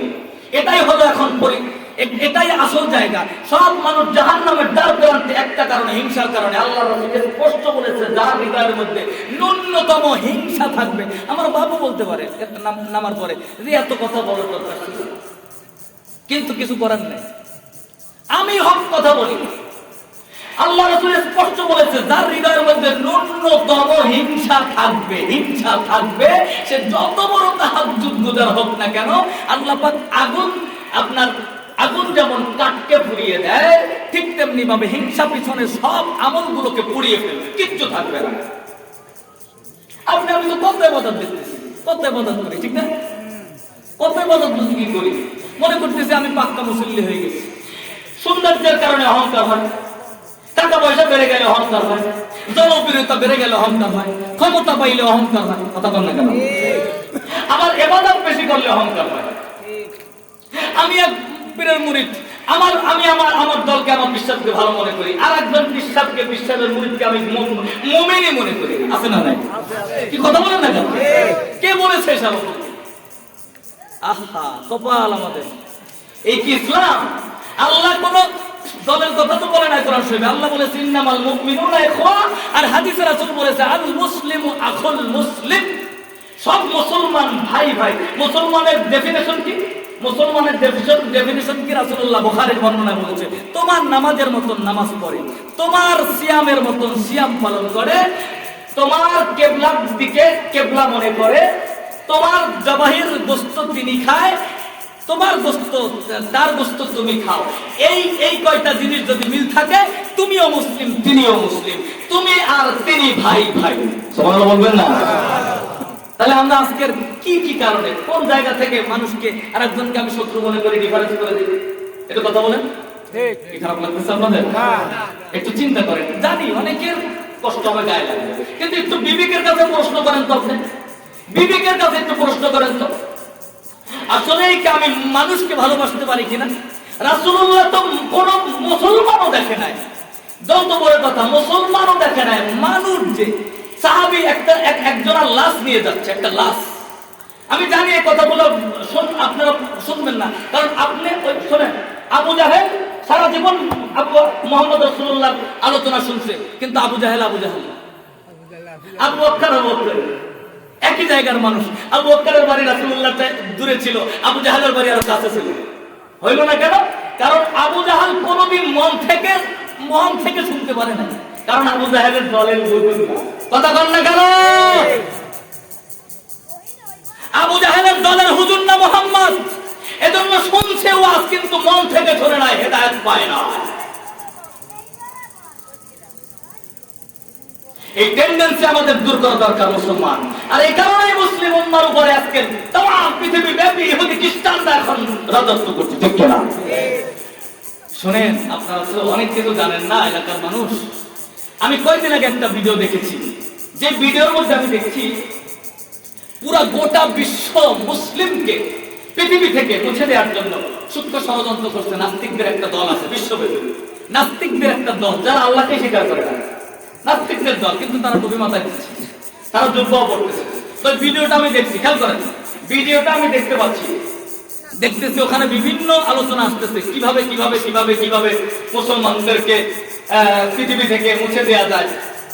তো সব আলোচনার পরে এবার ওদের যে আমির সাহেব, সে এবার উঠছে আলোচনা করছে, আলোচনায় বসে বলতেছে, দেখো তোমাদের একটা পরামর্শ আমার কাছে ভালো লাগে না, আমি একটা জিনিস বুঝি যে পৃথিবী থেকে যদি ইসলাম এবং মুসলমানদেরকে মুছে দিতে হয় তাহলে একটা কাজ করতে হবে, সেটা কি? মুসলমানের মধ্যে শুরু করে দাও, ঘরের মধ্যে ভাই ভাই, এলাকার মধ্যে ভাই ভাই, মসজিদের মধ্যে এক ইমামি আর এক হুজুর, ওয়াজের স্টাইলে এক হুজুর আর এক হুজুরের বিরুদ্ধে, পীরের অঙ্গনে এক পীর আর এক পীরের বিরুদ্ধে, মুরিদের অঙ্গনে এক মুরিদ আর এক বিরুদ্ধে মুরিদের অঙ্গনে, শিক্ষা ব্যবস্থার মধ্যে আলিয়া কওমিয়া হুজুরের মধ্যে বাড়াবাড়ি আছে না নাই? কথা বললে আছে না? সুন্নি অমুকে এই অমুকে সেই, স্পষ্ট আমি নিজের কানে শুনেছি, স্পষ্ট শুনেছি যে তোমরা যদি মুসলমানদেরকে ডিভাইড করতে চাও, মুসলমানদেরকে দুলিশাত করতে চাও, তাহলে মুসলমানদের মধ্যে ফাটলগুলো সৃষ্টি করো, একজন আর একজনের পিছনে লাগাই দাও, মুসলমানদের লাগাই দাও, তাহলে মুসলমান যখন দলে দলে দলে দলে বিভক্ত হয়ে যাবে, ঠিক তখনই আমরা বিজয় লাভ করব। আমি নিজের চোখেটা দেখি। এই জন্য কি করো, মসজিদের মধ্যে যাও, মসজিদে আগে ছিল না, এখন মসজিদে যাও, এবার ফাটল সৃষ্টি করে দাও। সহিহ হাদিসের নামে হুজুর এসে বলবে তাকবীরুল্লাহ বারবার রফুল দান করতে হবে, হাত এখানে বাঁধতে হবে, জোরে আমিন বলতে হবে, কেউ বলবে না আস্তে আমিন বলতে হবে, অমুকে বলবে জোরে আমিন বলতে। এবার বাজাও মসজিদের মধ্যে ঝগড়া, কথা বলেন ঠিক কিনা? কেউ বলতে হবে মিলাদ পড়তে হবে দাঁড়াইয়া, আরেকজন বলবে না মিলাদ পড়াই যাবে না, আছে না? বাজাও এবার মসজিদের মধ্যে গন্ডগোল। আমি নিজের চোখে দেখেছি, আল্লাহর কসম, কে আমার বিরুদ্ধে গেলেন আর কি মনে করলেন, আমার কিচ্ছু করার নাই। আমি উম্মার মুসলিম উম্মার বড় একজন দরদ নিয়ে কথা বলতেছি ভাই, মুসলিম উম্মার পতন আমি দেখতে পাচ্ছি। আপনি জানেন না, সূক্ষ্ম সূক্ষ্ম যেগুলা, পৃথিবীর এমন কোন মুসলমান আছে যে বলে যে মাগরিবের নামাজ 4 ওয়াক্ত আছে? আছে আছে মাগরিবের ফরজ নামাজ 4 ওয়াক্ত কেউ বলে? কয় ওয়াক্ত? 3 ওয়াক্ত। তো সমস্যা তো 3 রাকাত, সরি 3 রাকাত, 4 রাকাত কেউ বলে? কেউ তো বলে না, কেউ তো বলে না নামাজ 6 ওয়াক্ত, কেউ তো বলে না। তো সমস্যা কোন জায়গায়? কেন আমি সমস্যা দেখি? আহারে, আল্লাহ রাসূল একটা ইহুদির লাভ চলে যাচ্ছে, রাসূলুল্লাহর উম্মত তো আপনি, ওই রাসূলুল্লাহ সাফায়াত ছাড়া, রাসূল যারা চিনবে না দুনিয়ার কেউ তারা জান্নাতে নিতে পারবে না, এটা জানেন? কিয়ামতের ময়দানে ওয়াকালার রাসূল ইয়া রাব্বি ইন্না কওমি ইত্তাখাযু হাযাল কুরআন মাহজুরা, আল্লাহ বলে আমি আল্লাহর রাসূল কিয়ামতের ময়দানে কিছু মানুষের বিরুদ্ধে মামলা করবে। আল্লাহ রাসূলুল্লাহ ধৈর্য ধরে জান্নাতে যাবে, রাসূল একমাত্র সাফায়াত করে। আল্লাহ রাসূল আমাদের মাইল ফলো, ঠিক কিনা বলেন? এই রাসূলুল্লাহ দেখতেছে একটা লাশ চলে যাচ্ছে, রাসূলুল্লাহ দাঁড়ায় গেছে বসা থেকে, সাহাবীরা বলতেছে ইয়া রাসূলুল্লাহ আপনি দাঁড়াইলেন, এটা তো একটা ইহুদির লাশ, এটা ইহুদির লাশ। আমার হিন্দু ভাইরা অনেকে আমার আলোচনা শুনতে পাচ্ছেন, মুসলমান ইসলাম ধর্মটা একটা ব্রড মাইন্ডেড ধর্ম, বিশাল হৃদয়ের ধর্ম, সুবহানাল্লাহ বলবেন না? এটা খুলে দেওয়ার ধর্ম, সমস্ত ভাইকে বুকে টানার ধর্ম, এটা হিংসা রাখার ধর্ম নয়। পৃথিবীর সবচেয়ে সেরা মানুষ সে, খায়রুন নাস মান ইয়ানফাউন নাস, বুখারীর হাদিস। আপনাদের কষ্ট হচ্ছে? আমি কয়টা কথা বলবো এক এক দিয়ে। খায়রুন নাস মান ইয়ানফাউন নাস, আল্লাহর নবী বলেছে এই দুনিয়ার মধ্যে সবচাইতে আল্লাহর কাছে সেরা মানুষ তারা যারা সবচাইতে মানুষের উপকার বেশি করে, সুবহানাল্লাহ। কিন্তু আমি শুনি কি আমরা মানুষের উপকার চাই না ক্ষতি চাই? উপকার চাই। কেন এটা করি? আমি টুপির দিকে তাকাই, জামার দিকে তাকাই কেন? কথা বলেন, রাগ করছেন আপনারা? না, এইভাবে ফাটল সৃষ্টি করেন না। আল্লাহর নবীকে বলতেছে এটা ইহুদির লাশ, আপনি দাঁড়াই গেলেন কেন? আল্লাহর নবী বলতেছে সাহাবীরা ইহুদি হতে পারে, ওটা মানুষ তো, সুবহানাল্লাহ বলবেন না? তো মানুষ তো সেরা, আল্লাহ যে সেরা আশরাফুল মাখলুকাত বলেছে, এখানে তো মুসলমান সেরা বলে নাই, আল্লাহ বলেছে সমস্ত মাখলুকাতের মধ্যে মানুষ সেরা, ঠিক কিনা বলেন? ঠিক কিনা? তো মানুষের মধ্যে তো মুসলমান বলে নাই, মুসলমানই বলে নাই, আর অন্যান্য দল ভাগ করা তো এটা আরো পরের কথা, ঠিক কিনা বলেন? ঠিক কিনা? আল্লাহ নবী বলতেছে আশরাফুল মাখলুকাত বলেছে আল্লাহর মানুষকে, সুতরাং ওটা তো মানুষ, সেরা মাখলুকাতের লাভ যাচ্ছে ইহুদি হোক, কিন্তু আমি রাসূল মানুষের জন্য দাঁড়িয়ে গেছি। ইহুদি আইসা মসজিদে নববীতে প্রসাব করা শুরু করে দিয়েছে। ওমর গরম, ইয়া রাসূলুল্লাহ বলেন খালি, আমি এখন যাই ধরি না, এটা তো ইসলাম। ওমর, আমি রাসূল তো রহমতের নবী, তুমি এখন যদি ওকে যায় ধরো, তাহলে প্রসাব করে, যখন ইউরিন পাস করে মানুষ প্রসাব করে, তখন কেউ যদি তাকে আঘাত করে তাহলে তার কষ্ট হয়, আর ওই কষ্ট হওয়ার কারণে প্রসাব যদি ব্যাঘাত ঘটে তখন তারা কিডনিতে সমস্যার সম্ভাবনা থাকে। সাইন্স বলেছে। আল্লাহ রাসূল এমন একজন ডাক্তার ছিলেন 1500 বছর আগে। রাসূলুল্লাহ বলেছেন, না, ইহুদি মসজিদে নববীর মধ্যে, মসজিদে নববীর মতন পবিত্র জায়গায় করুক প্রসাব, কিন্তু মানুষ তো এই সময় তার ব্যাঘাত ঘটাবে না, মানুষের কষ্ট হবে, আমি রাসূল হতে দিব না। প্রসাব শেষ, আল্লাহ রাসূল হাতটা ধরছে, ভাই তুমি হয়তোবা জানো না, তুমি যেহেতু আমার ধর্মের না, তুমি হয়তোবা জানো না এটা আমাদের পবিত্র জায়গা, ইবাদতের জায়গা, ইবাদতের জায়গায় কি প্রসাব করা যায়? ইহুদি অবাক, ইহুদি অবাক, অবাক হয়ে তাকাই রয়েছে। এরকম কেউ বলে আমাদের ইবাদত গায়ে যদি কেউ প্রসাব করতো আমরা তো খুন করে ফেলতাম। কথা বলেন ঠিক কিনা? তাদের ইবাদত গায়ে প্রসাব করে বলেছি, কিন্তু আমাকে কিচ্ছু না বলে আবার আদর করতেছে। আল্লাহ রাসূলের হাত ধরে বলতেছে, এটা যদি ইসলাম হয় তাহলে আমি আপনার দলে হয়ে গেলাম।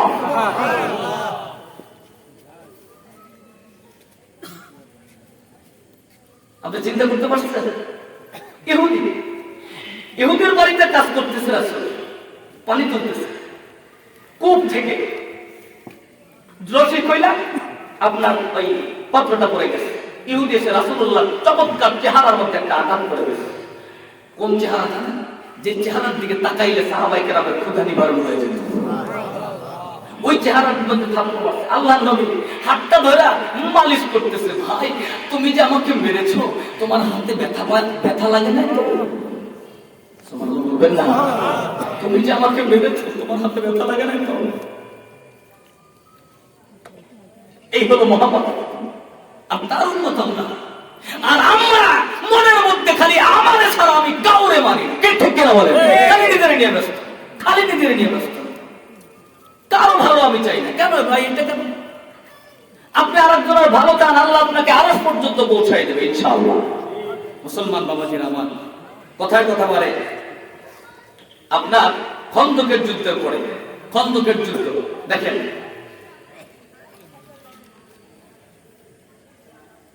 খন্দকের যুদ্ধ আপনাদের কি কষ্ট হচ্ছে ভাই? খন্দকের যুদ্ধের সময় শেষ, খায়বারের যুদ্ধ, যুদ্ধ শেষ, চলে আসছে হযরতে সাদ বিন মুআয রাদিয়াল্লাহু তাআলা।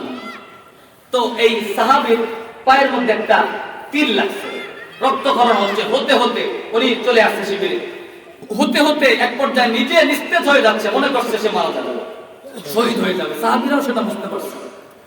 তো এর মধ্যে শুনতে পাচ্ছে যে বনু কুরাইজা গোত্র অ্যাটাক হয়েছে সাহাবীদের হাতে। খেয়াল করেন, বনু কুরাইজা গোত্র কি?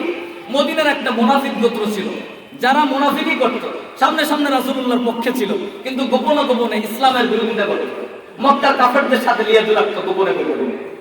তো এটা আল্লাহ রাসূলকে আল্লাহ জানাই দিয়েছে, আল্লাহ ঘোষণা করে দিয়েছে, এটা মুনাফিকের বাচ্চারা, এটা সরাসরি ইহুদি কাফেরের চাইতেও শত্রু বেশি, এটা ক্ষতিকর বেশি, সুতরাং আপনি সাহাবীদের একটা ফোর্স পাঠিয়ে এদেরকে অ্যাটাক করেন। তো আল্লাহর নবী আসছে, তিনিও যুদ্ধ থেকে আসছে, পোশাক পরা। জিবরাইল সাল্লাল্লাহু আলাইহি ওয়াসাল্লাম এসে বলতেছে, আল্লাহ রাসূল এই মুহূর্তে সাহাবীদের একটা গ্রুপ বলে কুরাইজাকে অ্যাটাক করছে, আপনি এখনো বসে আছেন কেন? আল্লাহর নবী আলীকে ডাক দিয়ে বলতেছে, আলী যাও, তোমার নেতৃত্বে একটা গ্রুপ চলে যাও, বনু কুরাইজাকে অ্যাটাক করো। সাদ বিন মুআয যখন এই কথা শুনলেন, তিনি আল্লাহর কাছে হাত তুলে বলতেছে, আল্লাহ, বনু কুরাইজা অ্যাটাক হয়েছে, আমি শুনে খুব খুশি হয়েছি। আল্লাহ, আমি সাদ বিন মুআয ওই অবস্থা, বনু কুরাইজার শেষ পরিণতি না দেখে আমার তুমি মাই দিবে। সুবহানাল্লাহ বলবেন না? মুনাফিকের শেষ পরিণতি আমার বড় দেখতে মন চায়। আল্লাহ আরশ পর্যন্ত দোয়াটা পৌঁছে গেছে। মুফাসসিরে কেরাম লিখেছে, দোয়া করতে দেরি, মুহূর্তের মধ্যে এই রক্ত বন্ধ হয়ে যেতে দেরি হয় না, রক্তক্ষরণ বন্ধ। আল্লাহর নবী সংবাদ পাঠাইছে, সাদকে ডাক দাও। বনু কুরাইজার নেতা ছিল সাদ। সাদ আসছে, বলছে, সাদ তোমাদের নেতা, সাদের রায় আমি নবী মেনে নিলাম, তোমরা কি মানবে? সবাই মেনে নিছে, হ্যাঁ আমরা সাদের রায় মানি। একটু খেয়াল করেন, এটার মধ্যে শিক্ষাটা কি? যখন দুই গ্রুপকে আল্লাহ রাসূল পাঠাইছে বনু কুরাইজা আসরের নামাজের আগে, তো দুই গ্রুপ কে বলছে, তোমরা গিয়ে বনু কুরাইজার মধ্যে গিয়ে আসরের সালাত করবা। আর কথা বুঝতে পারছেন? তোমরা বনু কুরাইজায় গিয়ে আসরের সালাত করবা। এখন পথে মধ্যে আসরের নামাজের ওয়াক্ত শেষ হয়ে যাচ্ছে, এক গ্রুপ বলতেছে যে আমরা এখনই পথে নামাজ পড়ে যাব, আরেক গ্রুপ বলতেছে না আমরা নামাজ পড়বো না, কারণ রাসূলুল্লাহ বলছে আসর পড়বা বলো পড়ায় যায়। খেয়াল করেন কিন্তু কথাটা।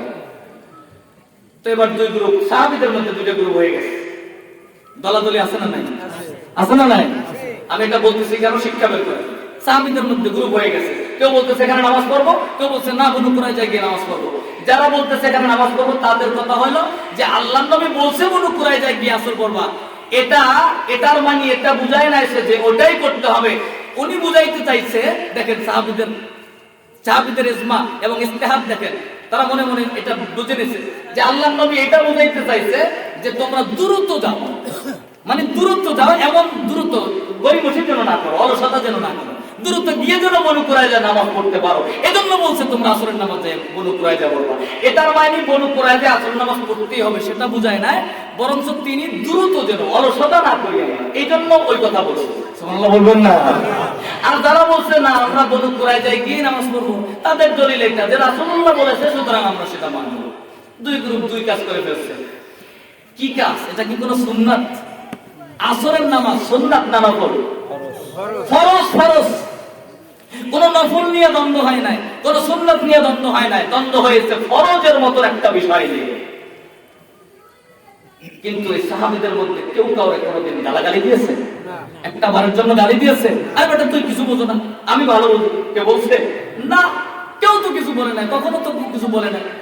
দুই গ্রুপ আসছে, আল্লাহ রাসূল আসার পরে বলতেছে আমরা তো এই কাজ ঘটনা ঘটাই হয়েছে, কেন তোমরা এটা করছো? এই কারণে। তোমরা এটা করছো এই কারণে। আল্লাহ রাসূল বলছেন দুই দলই সঠিক করেছে। সুবহানাল্লাহ বলবেন না? এটাই তো ইসলাম, সমস্যা নাই। তোমরাও বুঝছো, তোমরা তোমাদের বুঝ অনুযায়ী কাজ করছো, তোমরা তোমাদের বুঝ অনুযায়ী কাজ করছো, দুইটাই সঠিক। তো এ নিয়ে ঝগড়া নাই। কই সাহাবীদের মধ্যে ফরজের পার্থক্য থাকার পরেও একজন তো আরেকজনকে হিংসা করলো না যে বেটা তুই আসরের নামাজ পড়ো নাই, তাই বনু কুরাইজা পড়ছো, আসর কাজা করছো, এই বলে তো কেউ কাউরে গালি দিল না। ঠিক কিনা বলেন? ঠিক কিনা? আবার ওরা তো বললো না যে রাসূলুল্লাহ বনু কুরাইজায় গিয়ে নামাজ পড়তে বলছে, তোরা রাসূলের কথা মানলি না, তুই কাফের হয়ে গেছো, তুই মুনাফিক হয়ে গেছো। কে বলছে? আপনারা কি রাগ করছেন? এই কথাটা শুধু এইমাত্র বললাম। ও আমার বাবাজিরা, আমার পার্থক্য থাকতে পারে অনেক কিছু, কিন্তু যিনি মানুষ তাকে আমি ভালোবাসবো। ঠিক কিনা বলে? যিনি মানুষ তাকে ভালোবাসবো। মুসলমান তো আরো বড় কথা। আর মুসলমান ভাই ভাই, মুমিন ভাই ভাই, কোন মুমিনের জন্য হিংসা লালন করতে পারে না। আপনি হিংসা করবেন কেন? হিংসা এই জন্যই তো করি যে সে আমার চাইতে বড় হয়ে গেছে। ঠিক কিনা বলেন? তো ভাই বড় ছোট করার মালিক তো আমি, আপনি না। কে? আল্লাহ। আল্লাহর উপরে তাওয়াক্কুল করেন। আল্লাহ বলেন ওয়া মাইয়াতাওয়াক্কাল আলাল্লাহি ফাহুয়া হাসবু। যে ব্যক্তি আল্লাহর উপরে তাওয়াক্কুল করে আমি আল্লাহ রাব্বুল আলামিন তার জন্যই যথেষ্ট হয়ে যায়। সম্মানিত হাজির, একটা ছোট্ট ঘটনা বলবো, আল্লাহ কেমনে যথেষ্ট হয় বলবো। মুতার যুদ্ধ, সাহাবায়ে কেরাম যুদ্ধে যাবে বাতিলের বিরুদ্ধে।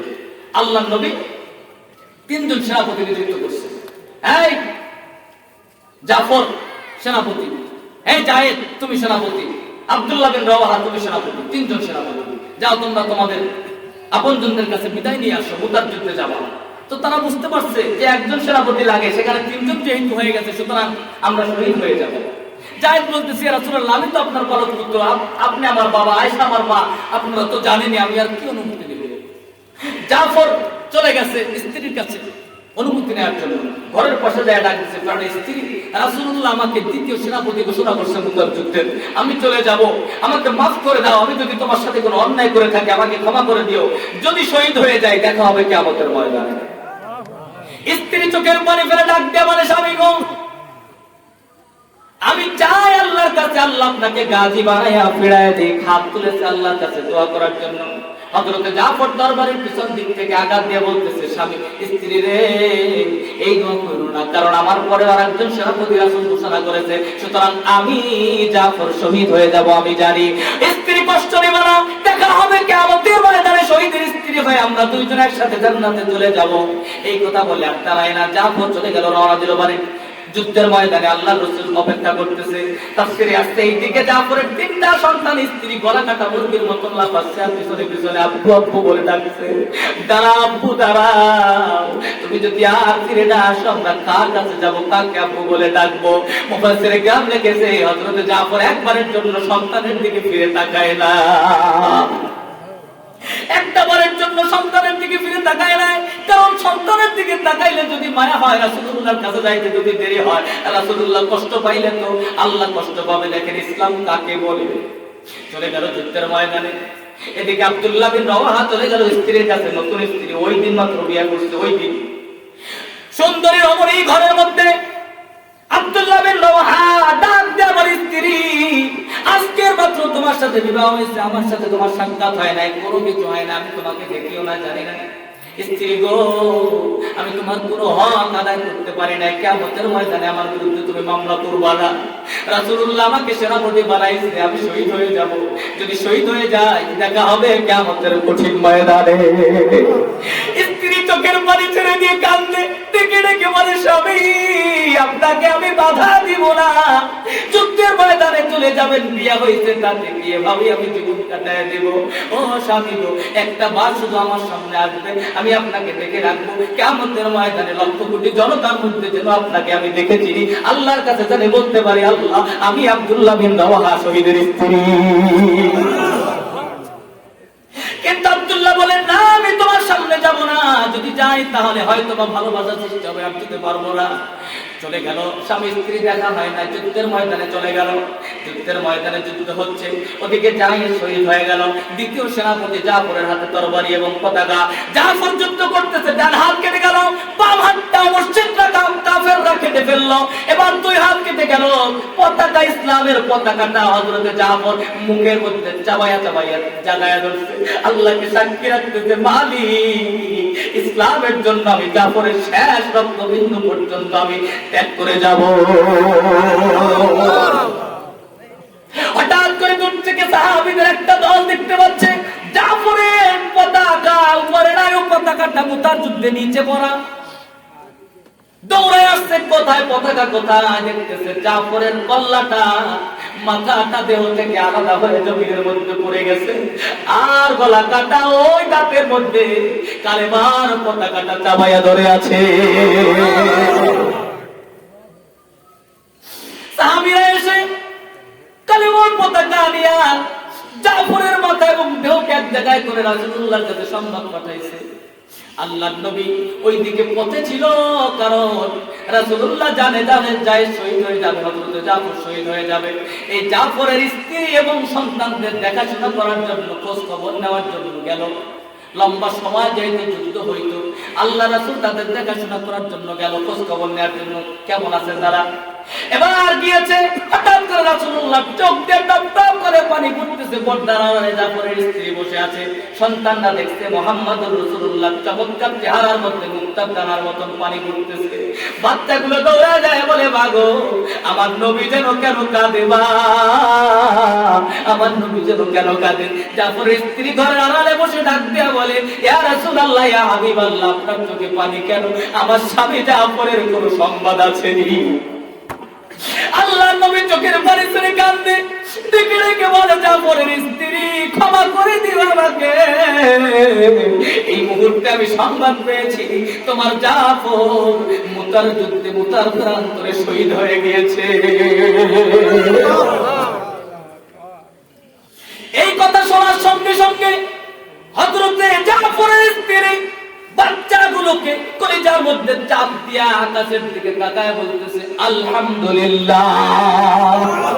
চিন্তা করতে পারেন কি বলছে?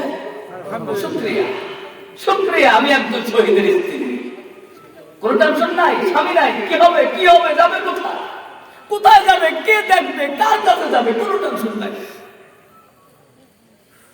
হাত দুটো আল্লাহর কাছে জাগায়, আকাশের দিকে তাকায়া ডাক দেয়া বলে, হাসবুনাল্লাহু ওয়া নি'মাল ওয়াকিল, নি'মাল মাওলা ওয়া নি'মান নাসির। যারা পড়েন এটা আমার সাথে পড়েন, হাসবুনাল্লাহু ওয়া নি'মাল ওয়াকিল, নি'মাল মাওলা ওয়া নি'মান নাসির, হাসবি আল্লাহু লা ইলাহা ইল্লাহু আলাইহি তাওয়াক্কালতু ওয়া হুয়া রাব্বুল আরশিল আযীম।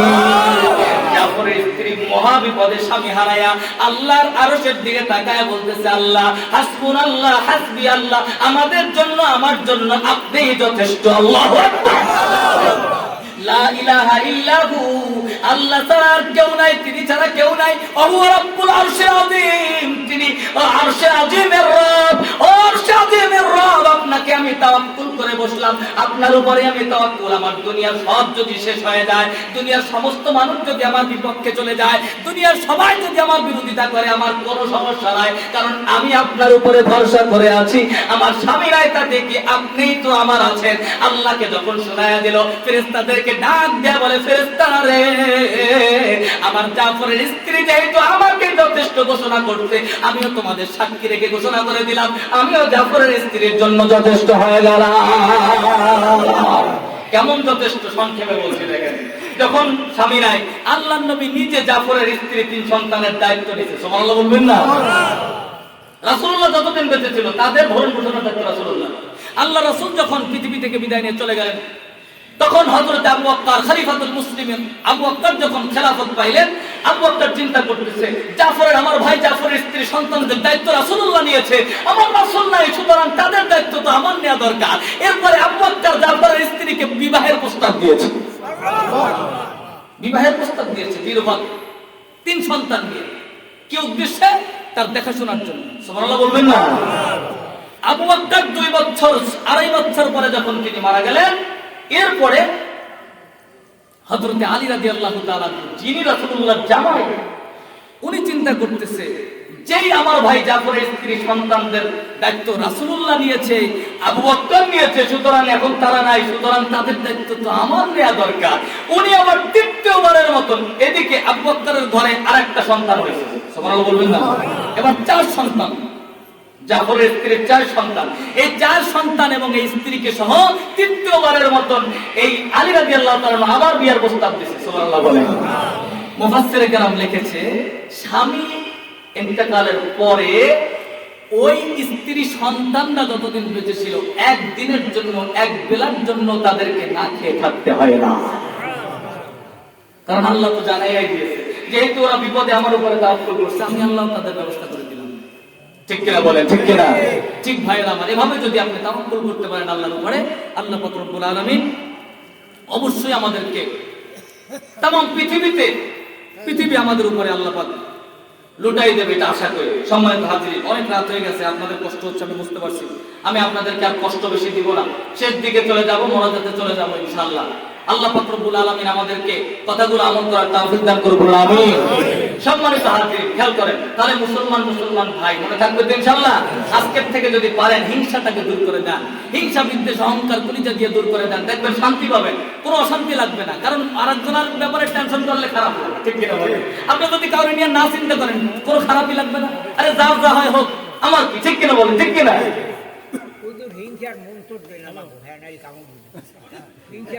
দোয়া করে দেবেন, আস্তাগফিরুল্লাহ করবেন সবসময়, লা হাওলা করবেন ইনশাআল্লাহ। ইনশাআল্লাহ হিংসার মন্ত্র হলো আপনি আল্লাহর উপরে যদি তাওয়াক্কুল করেন, যে যার যা হয় আল্লাহই করে, এতে আমার কোনো হাত নাই। সুতরাং আমি হিংসা করেও লাভ নাই, আমি তার পিছন দিয়ে টাইনে ধরলেও লাভ নাই, জায়গায় ধরলেও লাভ নাই। যার যা হওয়ার আল্লাহই করে। ঠিক কিনা বলেন? তারই তার হিংসা হবে না। আর সবসময় কবরের ভয় করবেন যে আমার মরে যাইতে হবে, আমার কবরে কে যাবে, আর তো কেউ যাবে না, আমার হিসাব আমার দিতে হবে, আর তো কেউ দিয়ে দিবে না। সম্মানিত হাজির, আরেকটা কথা আপনাদেরকে বলবো, খেয়াল করেন, কোরআন শরীফের মধ্যে পছন্দের আল্লাহর কিছু গুণ আছে, একটু খেয়াল করেন। আমি শেষ করছি এখন, সর্বোচ্চ 10টা মিনিট কি আমাকে দেয়া যাবে না? দেয়া যাবে? একটু কারা কারা দিতে পারেন, একটু তাকবীর দেন, লিল্লাহি তাকবীর, লিল্লাহি তাকবীর। আপনার খুশি হয় কে? সম্মানিত হাজির, এই যে কোরআন শরীফের একটা গুণ, মানুষের পছন্দের গুণ আল্লাহর কাছে, সেটা হইল ইহসান, মুহসিন, ইন্নাল্লাহা ইউহিব্বুল মুহসিনিন। যাদের হৃদয়ে ইহসান আছে, অন্যের প্রতি ভালোবাসা আছে, এক কথায় অন্যের প্রতি ভালোবাসা লালন করে, কোনো ক্ষতি নাই, খালি লাভ আর লাভ আর লাভ। সুবহানাল্লাহ বলবেন না? 7 শ্রেণীর মানুষের জন্য ফেরেশতারা দোয়া করে, যে অন্যের জন্য দোয়া করে, এর এক শ্রেণী। হাদিসে বুখারীর হাদিস, যে অন্যের ভালো চায়, ফেরেশতারা বলে আল্লাহ অমুকের আরেকজনের ভালো চাইছে, তুমি আগে তার ভালো করো। সুবহানাল্লাহ বলেন না? এজন্য আমার কোনো টেনশন নাই, আমি সবাই ভালো চাই, সবাই ভালো চাই, সবাই ভালো থাকুক, সবাই বড় হোক। কি ঠিক করে বলেন? আপনিও এটা চাবেন, আপনিও এটা চাবেন, দেখবেন শান্তি পাবেন, মনে শান্তি প্রশান্তি পাবেন ইনশাআল্লাহ। আর একটা পছন্দের গুণ হলো আপনাকে আমাকে, ওই যে বললাম রাজ্জাককে, রিজিকদাতাকে, আপনার আমার যতটুকু অর্থ সম্পদ আছে এর মালিক কে? আল্লাহ না দিলে কি পাইতাম? এখান থেকে দিনের রাস্তায় যখনই যে সুযোগ হয়, যখনই যেভাবে সুযোগ হয়, যখনই গোপনে হোক প্রকাশ্যে হোক, সুযোগ হইলেই দিয়ে দেওয়া, সুযোগ হইলেই দান করা, সেটা যেভাবে হোক। আপনি যদি ঘরে আপনার বাবা মার পিছনে খরচ করেন সাদাকার ন্যায়তে সাদাকা, সন্তানের পিছনে খরচ করবেন সাদাকা, ছেলের বোর পিছনে খরচ করবেন সাদাকা, জামার পিছনে খরচ করবেন সাদাকা, ভাইদের পিছনে খরচ করবেন সাদাকা, বোনের পিছনে খরচ করবেন সাদাকা, খালি ন্যায় রাখবেন আল্লাহর খুশি। সুবহানাল্লাহ বলবেন না? এলাকার মধ্যে অসহায় মানুষের পিছনে খরচ করবেন, রমাদানের মোবারক আসছে, রমাদানে বেশি বেশি দান সাদাকা করবেন। আল্লাহ পাক বলেন সুযোগ হইলি যেখানে যেভাবে সুযোগ হয়, গোপনে প্রকাশ্যে, তাফসীর মাহফিলে, হালকা জিকিরে মাহফিলে, দ্বীনের কাজে, মসজিদ মাদ্রাসায়, যেখানে সুযোগ হয় তোমার যা আছে ওখান থেকে দিয়ে দাও। 10 টাকা আছে 2 টাকা দাও, 100 আছে 10 টাকা দাও, 1000 আছে 100 টাকা দিয়ে দাও, 1 লক্ষ আছে 10,000 টাকা দিয়ে দাও। আল্লাহ বলতেছে তোমার কার কি আছে এটা জানে কে? আল্লাহ। ভাই এটা একটা বড় ইবাদত, বড় ইবাদত। একটা হলো মালি ইবাদত আর একটা হলো বাদানি ইবাদত। ইবাদতে বাদানি মানে শারীরিক ইবাদত, এটা আমরা সবাই করি। তাহাজ্জুদে কষ্ট বেশি না দান করতে কষ্ট বেশি? একটু বলেন তো, সত্যিকার বুঝে শুনে বলবেন, কিন্তু মনে করবেন না। আসলে একটু চিন্তা করে দেখেন তো, তাহাজ্জুদে কষ্ট বেশি নাকি দান করতে কষ্ট বেশি? দান করতে কষ্ট বেশি। এটা রাসূলুল্লাহ বলেছেন দান করতে কষ্ট বেশি। ইবাদতে মালিতে কষ্ট বেশি, ইবাদতে বাদানিতে কষ্ট কম। নামাজ পড়া সহজ, দান করা কঠিন। এজন্য আল্লাহর কাছে এটা বেশি পছন্দের গুণ একটা, দান করা। ঠিক কিনা বলেন? মানে পকেট থেকে দেওয়া। আমরা কি চাই? আমরা খালি নিতে চাই। ঠিক কিনা বলেন? এটা আমাদের স্বভাব, খালি দেন। আর রাসূলুল্লাহর সুন্নাত ছিল হাতকে এভাবে করো, হাত এভাবে করো না। সুবহানাল্লাহ বলবেন না? এভাবে উপর করো, এভাবে চিৎ করো না। যার হাত উপর হবে তার দাম বেড়ে যাবে। সুবহানাল্লাহ বলেন। আল্লাহ রাসূল বলেন, বুখারীর বর্ণনায় হাদিসে কুদসি আল্লাহ পাক বলেন, যে বান্দা তুমি আমাকে দাও আমি তোমাকে দেব। বান্দার দিয়ে আল্লাহ দেয়া কি কোনোদিন এক হয়? আপনি চিন্তা করেন তো, আমি দেব আর আল্লাহ আমারে দিবে, এটা কি কোনোদিন এক হবে? এক হবে? কোনোদিনও না, সম্ভবই না, কোনোদিনও এক হবে না। আল্লাহ পাক কি বলে দেখেন, লাস্ট স্টেজ, একদম মনে রাখবেন, এই দান আমরা করতে চাই না, মানুষকে টাকা দিয়ে সহযোগিতা করতেই চাই না কোনোভাবে। আপনি অবাক হয়ে যাবেন, আল্লাহ পাক বলেন 1 টাকা যদি তুমি দাও, আমি আল্লাহ লাস্ট স্টেজ একদম নিম্ন তোমারে কমপক্ষে 10 দিব। কত দিব? 10। দেখেন রেজাল্ট দেখেন।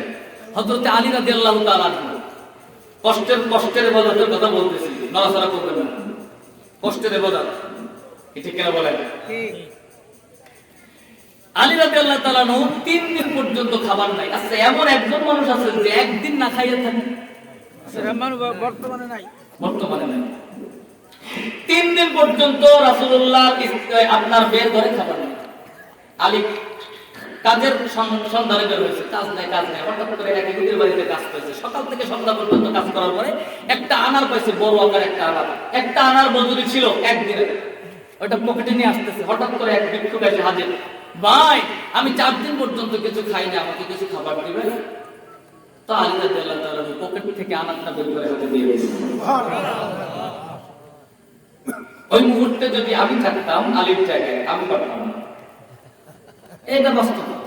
3 দিন পর্যন্ত ঘরে স্ত্রী না খাওয়া, সন্তান না খাওয়া, নিজে না খাওয়া, আবার একটা ব্যক্তি চাইতে তার হাতে দিয়ে দেওয়া, এটা কি এত সস্তা জিনিস? আপনারা পারবেন, আমি পারবো না, সম্ভবই না। কারণ সন্তানের মুখে যদি হাসি না ফুটে, সন্তানের মুখে যদি ক্ষুধা নিবারণ করতে না পারে, ওই বাবা বুঝে কত কষ্ট। ঠিক করে বলেন। আলী রাদিয়াল্লাহু তাআলা মনটা বেজা, চলে গেছে।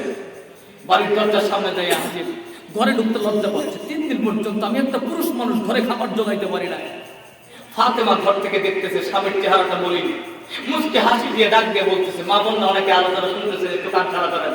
ফাতেমা মুচকে হাসি দিয়ে স্বামীকে ডাক দিয়ে বলতেছে, স্বামী, আলী গো, আমি বুঝতে পারছি যে আপনি আজকেরও কিছু নিয়ে আসতে পারেন নাই, তো টেনশন নাই, মন খারাপ করার কি আছে?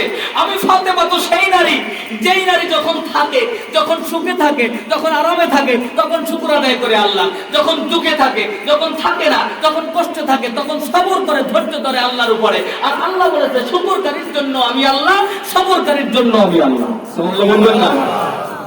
সুতরাং আমি ফাতেমার সাথে আল্লাহ সবসময় থাকে। এখন আমি কষ্টে আছি, ক্ষুধার্ত আছি, দুঃখে আছি, তাতে কি?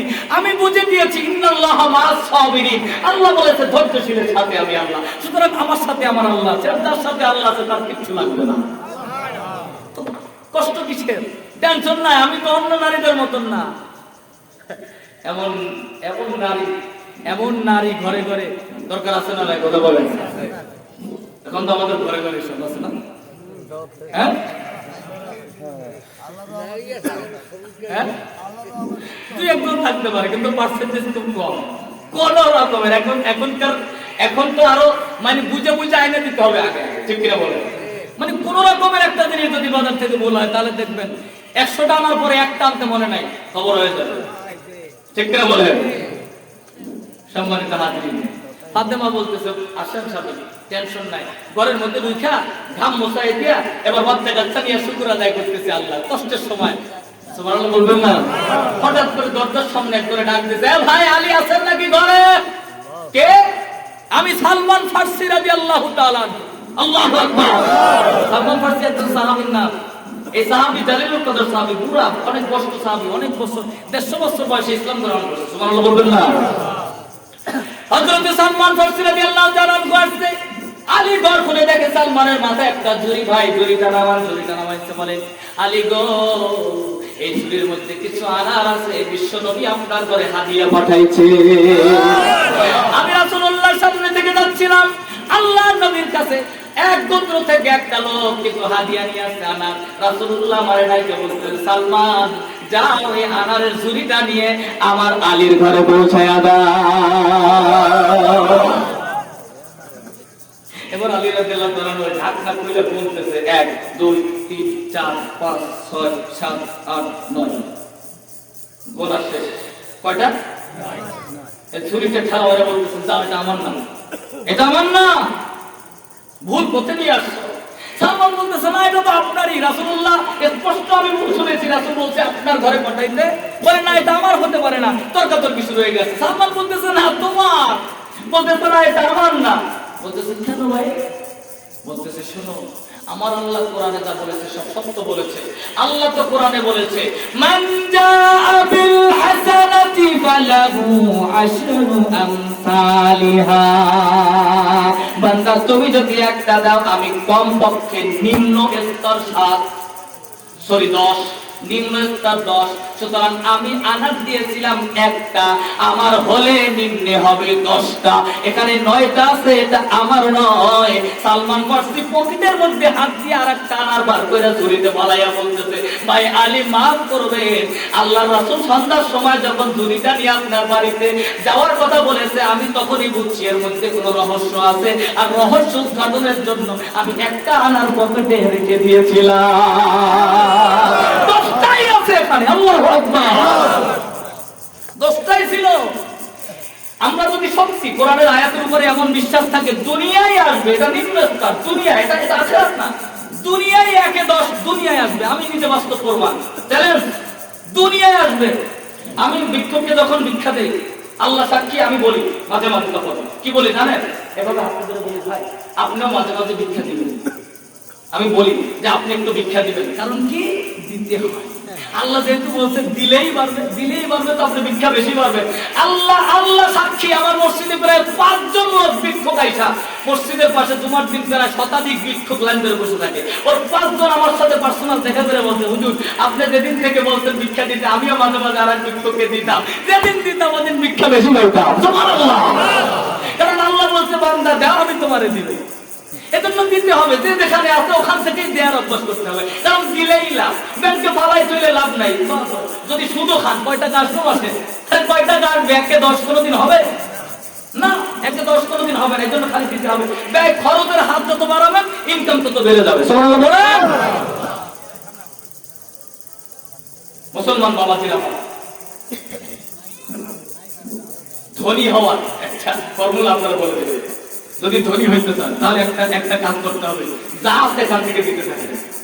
এটা কিন্তু লাস্ট স্টেজ। এবার আরেক জায়গায় কি বলতে দেখেন, মাসাল শেষ 2 মিনিট। মাসালুল্লাযীনা ইউনফিকুনা ফী সাবিলিল্লাহ আমওয়ালিহিম ফী সাবিলিল্লাহি কামাসালি হাববাতিন আম্বাতাত সাবআ সানাবিলা ফী কুল্লি সুম্বুলাতিন মিয়াতু হাব্বা ওয়াল্লাহু ইউদাঈফু লিমান ইয়াশা।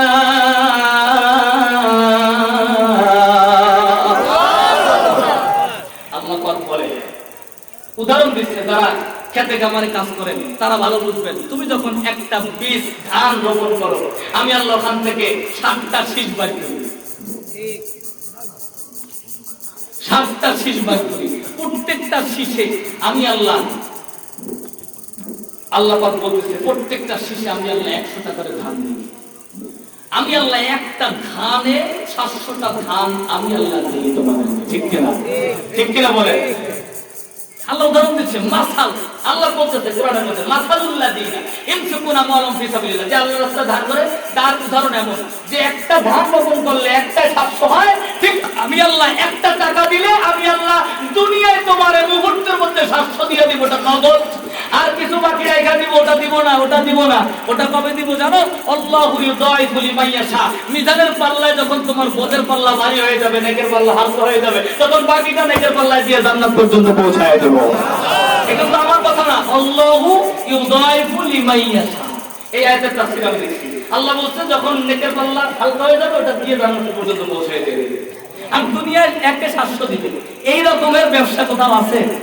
যত সুদের ব্যবসা করেন, আমি আস্তে আস্তে গাড়িতে এক লোক বলতে আরে বেটা তো সুদের ব্যবসাটা নষ্ট হয়ে যাবে, আমি রাস্তা করলাম সুদের বলে আমার ব্যবসা হয়। আছে না এলাকায়? অমুকে কি করে? সুদের ব্যবসা করে। মেয়ে বিয়ে দেওয়ার আগে চিন্তা করবে জামাই কি করে? সুদের ব্যবসা করে। ঠিক কিনা বলেন? এটা লাভ বেশি। সুদের আবার ব্যবসা হয় নাকি? সুদ আলাদা জিনিস, ব্যবসা আলাদা জিনিস। সুদ কি ব্যবসা? ব্যবসা হালাল, সুদ হারাম। কোরআন বলছে আল্লাহকে তাই সুদের ব্যবসা করে। কোন কথা আসলে? সম্মানিত হাজির, তাহলে দেখেন মানে যত ধরনের ব্যবসা করেন আর ব্যাংক ব্যালেন্স করেন, যা করেন এরকমের একে 700 পাবেন না। ঠিক কিনা বলেন? একটু দিয়ে দেখেন। ওসমান রাদিয়াল্লাহু তাআলা সবচেয়ে ধনী মানুষ ছিল, সবচেয়ে ধনী মানুষ ছিল ওসমান। আপনারা কি চলে যাবেন? একটা কথাই ওসমানের কথাটা শুরু করছে, এটা বলি। ওসমান রাদিয়াল্লাহু তাআলা সবচেয়ে ধনী। আপনারা শুধু জানেন খালি সাহাবীরা গরিব মানুষ ছিল, সাহাবীরা খালি গরিব ছিল। ওসমান তাফসীরে আছে এই দুনিয়ার 10টা ধনীর যেই সম্পদ, এটা একটা ওসমানের ছিল। সুবহানাল্লাহ বলেন। এত সম্পদ ছিল। কিভাবে সম্পদ হয়েছে? ওসমান সবচাইতে বেশি দান করেছে। ওসমান সবচেয়ে বেশি দান করত। একদিন যাই বলতেছি রাসূলুল্লাহ আমার টাকা পয়সা এত হয়ে যাচ্ছে, আমার ভালো লাগছে না, এত টাকা পয়সা আমার লাগবে না, আপনি একটু দোয়া করেন, কিছু আমার মেডিসিন দেন যেন সম্পদ কমে। সুবহানাল্লাহ বলবেন না? এটা আমরা তো চাই না। কিছু টাকা পয়সা হইলে লাগবে না, কথা কেউ বলে? ওসমান রাদিয়াল্লাহু তাআলা তা আল্লাহ নবী কয় ওসমান একটা কাজ করো, তোমার যদি টাকা পয়সা কমাইতে চাও তাহলে তুমি একটা কাজ করো, দান করা। তুমি যে দান করা আজকের থেকে কমাই দাও। ওসমান তো বলে হাত দিয়ে বলি ইয়া রাসূলুল্লাহ এই কাজ তো আমি জীবনেও বাদ দিতে পারবো না, কারণ দান করা এটা আমার নেশা। আল্লাহু আকবার। আল্লাহ নবী কয় ওসমান তুমি যদি দান করা বাদ না দাও তাহলে তো সম্পদ কমবেই না, আরো বেড়ে যাবে, কারণ তুমি দিবা আল্লাহ দিবে, তোমার দিয়ে আল্লাহ দেয়া এক হবে। বাস্তব। এই জন্যই ওসমানের সম্পদ হয়ে গেছে। কথা কি বুঝতে পারছেন? সম্মানিত হাজিরিন, এখানে আরো একটা কথা ছিল, ওসমান কেমন দান করতো এর একটা নমুনা ছিল, আপনি অবাক হয়ে যাবেন। ওইটা আমি আজকে বলবো না, কোনোদিন কোথাও দেখলে সেদিন বলবো। আমার মনে হয় যে আমি যদি এখন আপনাদের কাছে কিছু হাত পাতি এই মসজিদের জন্য, আমার মনে হয় যে দানের ব্যাপারে আর এর চাইতে কোনো কথা বলার দরকার হবে না। ঠিক কিনা বলেন? আপনারা কি না দিয়ে চলে যাবেন নাকি? হ্যাঁ, আমার কিছু নাই, মসজিদের মাহফিল। ঠিক কিনা বলেন? এতক্ষণ বললাম, একটু যদি এখন পরিবর্তন না হয় তাহলে মাহফিল করে যাচ্ছে। মসজিদের মাহফিল কি লাগবে? ওজুখানা, বাথরুম আর ওজুখানা কাজ চলছে মসজিদের উন্নয়নের জন্য। আপনি সামান্য এখানে শরীফ থাকবেন, এই মসজিদ আপনাকে সাক্ষ্য দিবে। এতক্ষণ মানব সেবার, মানব উপকারের কথা বললাম। ওই বাথরুমে একজন মুসাফ পায়খানা করবে, উজু করবে, প্রত্যেক দিন যতদিন পর্যন্ত থাকবে অতদিন পর্যন্ত আপনার আপনজন, বাবা মা, আত্মীয় স্বজন যারা কবরে আছে প্রত্যেকের কবরে সব বস্তু থাকবে। সুবহানাল্লাহ। এটাকে সাদাকায়ে জারিয়া বলা হয়। সাদাকা জারিয়া, যেটা জারি থাকে, যেটা প্রবাহমান থাকে, এই ধরনের সাদাকা করা দরকার আমাদের ভাইরা আমার। এজন্য আসুন, আমি আর মনে হয় বেশি কথা বলার দরকার নাই। এই মাহফিলটা এখানে প্রতি বছর হোক, এটাকে আপনারা চান। এটা কিন্তু এলাকার জন্য একটা নিয়ামত, ঠিক কিনা বলেন? এলাকার জন্য একটা নিয়ামত। আমি সবচাইতে ভালো লাগছে, আমি আমি আমি সর্বশেষ ক্ষমা চাই আপনাদের কাছে, এলাকার সন্তান। আমার কোনো কথায় যদি কোনো কষ্ট পাই থাকেন, আল্লাহর রাস্তায় মাফ করবেন। সবগুলো আল্লাহ সন্তুষ্টির জন্য বলছি, একটাও নিজের জন্য বলি না, কসম আল্লাহ। এরপরও যদি কেউ কষ্ট পান ক্ষমা করবে।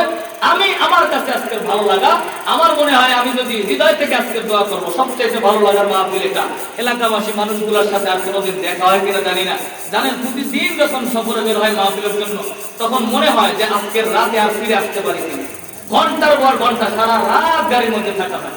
রাতের বেলা চোখে ঘুম নিয়ে ড্রাইভার গাড়ি টানতে থাকে। একটা রাত আমাদের জীবনের হায়াতের কোনো টাইম থাকে না, গ্যারান্টি থাকে না। প্রতিদিন যখন বের হই, ফিরতে ফিরতে মনে করে এক একদিন সফর করতে করতে ফিরতে ফিরতে ফজর হয়ে যায়, পুরা রাত্র গাড়ির মধ্যে। একদিনও বাসা থেকে বের হওয়ার সময় আল্লাহ, আমি পরের দিন যে আমি বেঁচে থাকবো এই চিন্তা করে কোনোদিন বের হতে পারি। এজন্য ভাইয়েরা আমার জন্য খাস করে দোয়া করবেন, আপনাদের জন্য আমি দোয়া করবো।